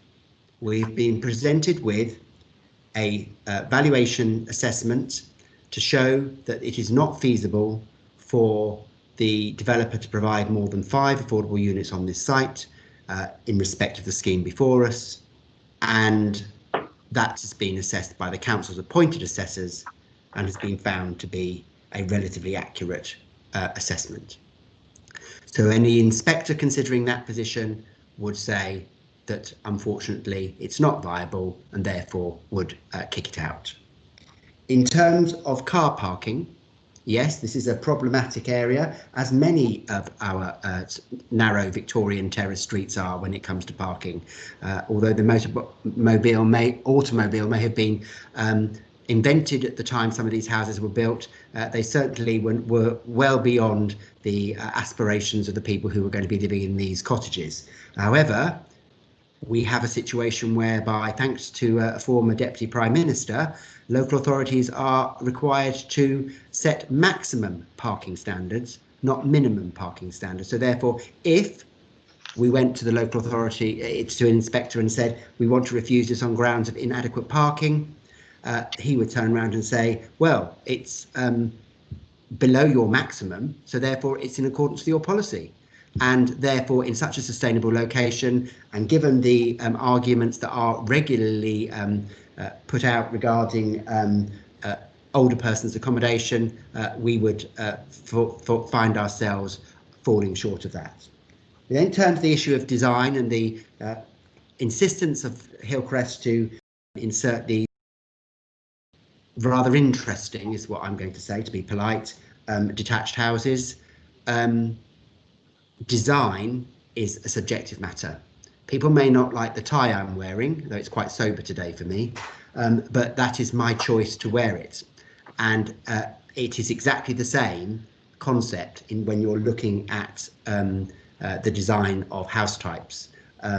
Would I choose to live in a house like this? No, I wouldn't, but there are people who would, and so therefore it is very difficult for us to refuse it on design terms. I would like to ensure that those properties that are going to be, if they are built, the greyer material, that it is proper, you know, something that at least has a resemblance of the buildings of the materials used in the listed buildings on this site, and not the concrete blocks that are often used, saying, well, they're the same colour, so it's the same, but it's not. So I think we need to make sure it's quality materials. That aside, so therefore, on balance, I do not believe we are in a position today to refuse this application. So I will listen to the debate and see what colleagues say. Thank you. Thank you very much, Stuart. That's very informative. Now, do we have anybody else that wishes to add to the debate? Brian, Councillor Puddicombe, you wish to speak? Yes, thank you, Chair. Always a pleasure to follow Councillor Gardner and his sage words there. I fear he may be right about the what would happen if it went to appeal, but that doesn't mean to say we have to pass this. Obviously,